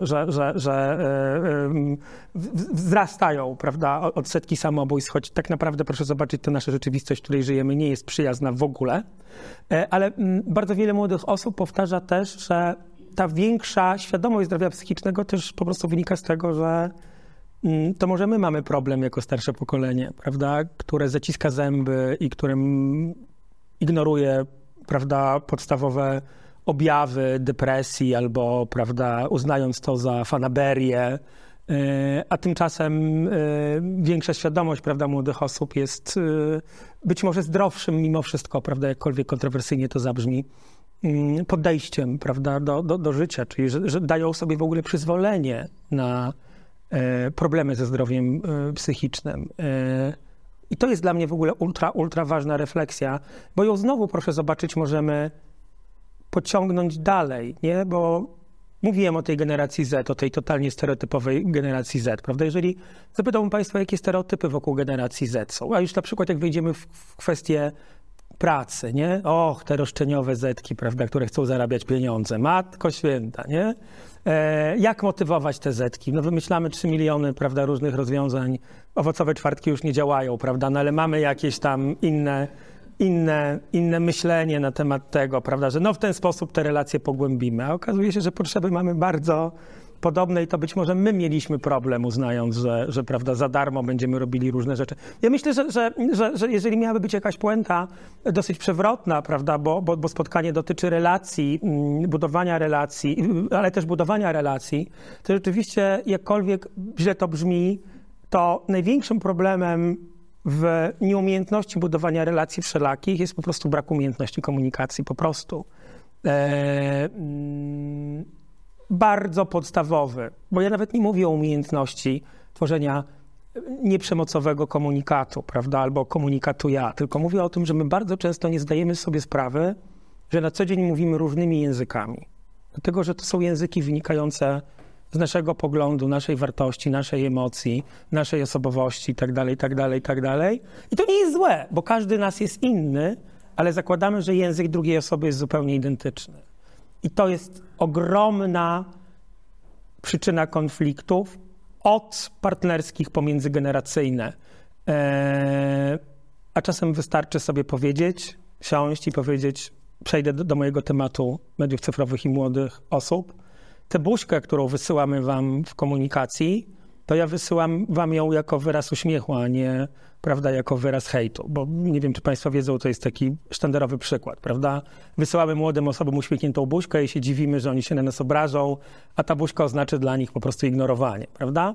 To jest bardzo banalny przykład, ale milion miałem takich sytuacji, kiedy okazywało się, że brak umiejętności budowania relacji wynikał z tego, że mieliśmy na swój temat jakieś totalnie dziwne założenia, wyobrażenia, on jest nie taki, on coś zrobił i tak dalej, i tak dalej. Tymczasem wystarczyło siąść i ustalić język, którym się porozumiewamy. Drodzy Państwo, powoli zmierzamy do końca, więc jeszcze myślę dwa, no dobrze, tylko proszę i krótkie odpowiedzi poproszę bardzo. Esencjonalne, że tak powiem. Nie było to przemocowe, tylko to taka moja prośba. W żołnierskim trybie. Ja chciałam poruszyć temat statystyk, bo było to pytanie dla młodych dotyczące związku czysto platonicznego, gdzie bardzo duża część wypowiedziała się, że ten związek może być szczęśliwy. I tak mnie zastanawia, czy tak naprawdę wynika to z tego, że wynika to z braku potrzeb, które się tak które są tak niskie u młodych, czy wynika to z tego, że jest taka świadomość, że ludzie rzeczywiście są różni i na przykład ja mam te potrzeby, ale ktoś inny nie ma. Bo jakby wiadomo, że związek, taką pełnią związku jest związek małżeński. Założeniem związku małżeńskiego jest też posiadanie potomstwa. Czym innym jest potrzeba, czym innym jest panowanie nad tą potrzebą, prawda? I to mi się wydało takie trochę niepokojące. Tak jakby, no, może to mieć wpływ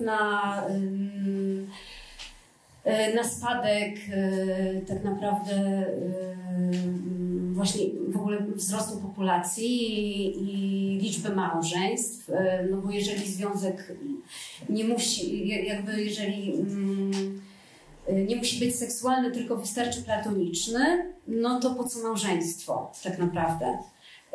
To jest jakby związek przyjaźni, wtedy taki związek dusz, więc no tak o to jeszcze chciałam zapytać.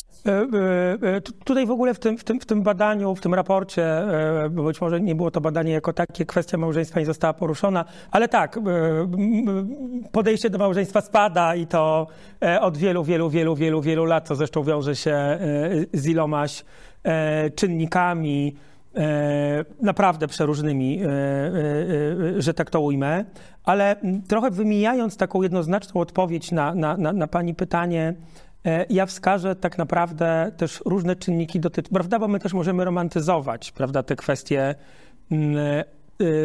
to odpowiedź młodych osób, prawda, zależy, że to jest jakaś statystyka i że pamiętam ile tam procent odpowiedziało, że wyobraża sobie związek bez seksu, co oczywiście wiąże się z jednej strony w ogóle z też większą świadomością seksualną i nawet nie mówię o tożsamościach psychoseksualnych jako takich, ale w ogóle, prawda, tego, czym jest seks w życiu, albo tym, czym seks nie musi być w życiu, prawda? Ale tak naprawdę to pytanie, myślę, jest takim pytaniem, które można też poskrobać, dlatego że Ono też nam mówi o podejściu do ciała, ono też nam mówi o wstydzie, prawda, dotyczącym tego, kim jesteśmy i tak dalej, i tak dalej. Więc oczywiście za tą daną nie jest tylko ukryte to, że prawda, no tak, prawda, ci młodzi duchowo chcą przeżywać miłość. Ja myślę, że za tym kryje się bardzo wiele rzeczy, które mogą być niepokojące, prawda, bo one też mówią o jakiejś zmianie społecznej in general, choć rzeczywiście ja też no nie jestem zwolennikiem jakiegoś fetyszyzowania zmiany, no bo ta rzeczywistość, o której też Twain pisze w swoich książkach, ona w ogóle mówi o tym bardzo wyraźnie, choć bazuje kapitał na mówieniu o różnicach generacyjnych. Ja absolutnie nie lubię mówić o różnicach generacyjnych, bo one jeszcze bardziej uwypuklają różnice, czy uwytniają różnice, ale ona wyraźnie mówi, że to, co charakteryzuje ludzkość, to jest zmiana i konieczność dostosowywania się do tej zmiany. No ona jest problematyczna, no bo rzeczywiście, prawda, spada poziom dzietności, prawda, spada poziom małżeństw i tak dalej, i tak dalej, i tak dalej. Ale na przykład też jest mniejsza liczba małoletnich ciąż teraz, ze względu też, prawda, na jakąś większą świadomość seksualną, też być może w kontekście przemocy seksualnej, prawda, która no też, prawda, to uwrażliwienie na dyskryminację jest też coraz bardziej wysokie. Więc jak to zwykle bywa, kij ma wiele końców. I drugie pytanie, ostatnie. Ostatnie pytanie to, a propos, wiadomo, że ta komunikacja jest takim tak najbardziej podstawowym punktem, gdzie dwie osoby mogą się spotkać. Jednak jakby żyjemy w czasach tego indywidualizmu i tej świadomości własnych potrzeb. I jak w takim miejscu komunikować się ze osobą, która po prostu nie jest nami? W sensie jakby zawsze będzie jakiś konflikt, zawsze będzie wymagało to jakiegoś kompromisu, może nawet poświęcenia. Nie lubię tego słowa, poświęcenia w kontekście miłości, ale zastanawiam się, gdzie jest jego miejsce, bo myślę, że nie ma na niego zgody w młodszych pokoleniach i nawet w starszych, takich bardziej świadomych swoich potrzeb nie chcą się już poświęcać, bo to bardzo źle wygląda i jakby co z tym zrobić? Ja myślę, że to nie jest kwestia poświęcenia. Tak, ja bym nie traktowała takiej relacji.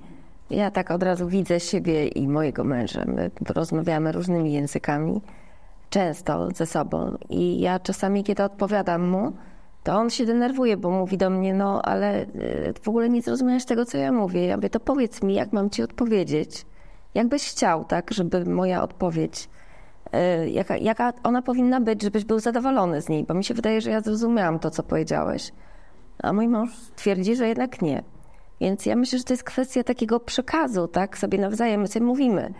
Mój mąż mówi, chciałbym, żebyś w takim momencie na przykład, nie wiem, nie podawała 1000 argumentów, które masz, tylko po prostu odpowiedziała krótko, zwięźle i na temat. To przykładowe jakieś takie stwierdzenie. Więc ja mówię, dobrze, dziękuję ci za to, tak? Ja mówię, to następnym razem nie będę się rozwijać, nie będę analizowała płaszczyzn Fontuna w procesie komunikacyjnym, jak tutaj zrobić, żebyś był zadowolony, tylko odpowiem właśnie wprost. Więc ja myślę, że to nie jest kwestia takiego poświęcenia się, tylko bardziej dostosowania się do potrzeb, ale wzajemnie, tak? Wzajemnie, że ja coś robię dla drugiej osoby z taką myślą, że ona również zadba o mnie. Znaczy myślę, że chodzi o ten jakby kompromis, oczywiście. Ja bym nie nazwała tego kompromisem, bo kompromis to nie jest dobre rozwiązanie w sytuacjach konfliktowych. Ja sama czuję się zrozumiany taki kompromis. W sensie tak, do takiego dogadania się, tak? Ja zawsze mówię, że kompromis nie jest dobrym sposobem na rozwiązywanie sytuacji konfliktowych, bo podstawą są potrzeby. W związku z tym ludzie muszą znaleźć rozwiązanie, które zaspokoi jednak te potrzeby, a pójście na kompromis rzadko daje takie rozwiązanie. Czasowe, tak, ale na pewno nie pełne. Dziękuję bardzo, drodzy Państwo. Dzisiaj porozmawialiśmy o pełni. Myślę, że ważnym tematem też jest temat relacji opartych na zaufaniu i tego, czym jest dzisiaj zaufanie. I temu będzie poświęcona nasza kolejna debata 9 maja. Zaufanie, siła czy słabość? Bardzo Państwa zapraszam, a dziś dziękuję gościom, podziękujmy. Dziękuję Państwu.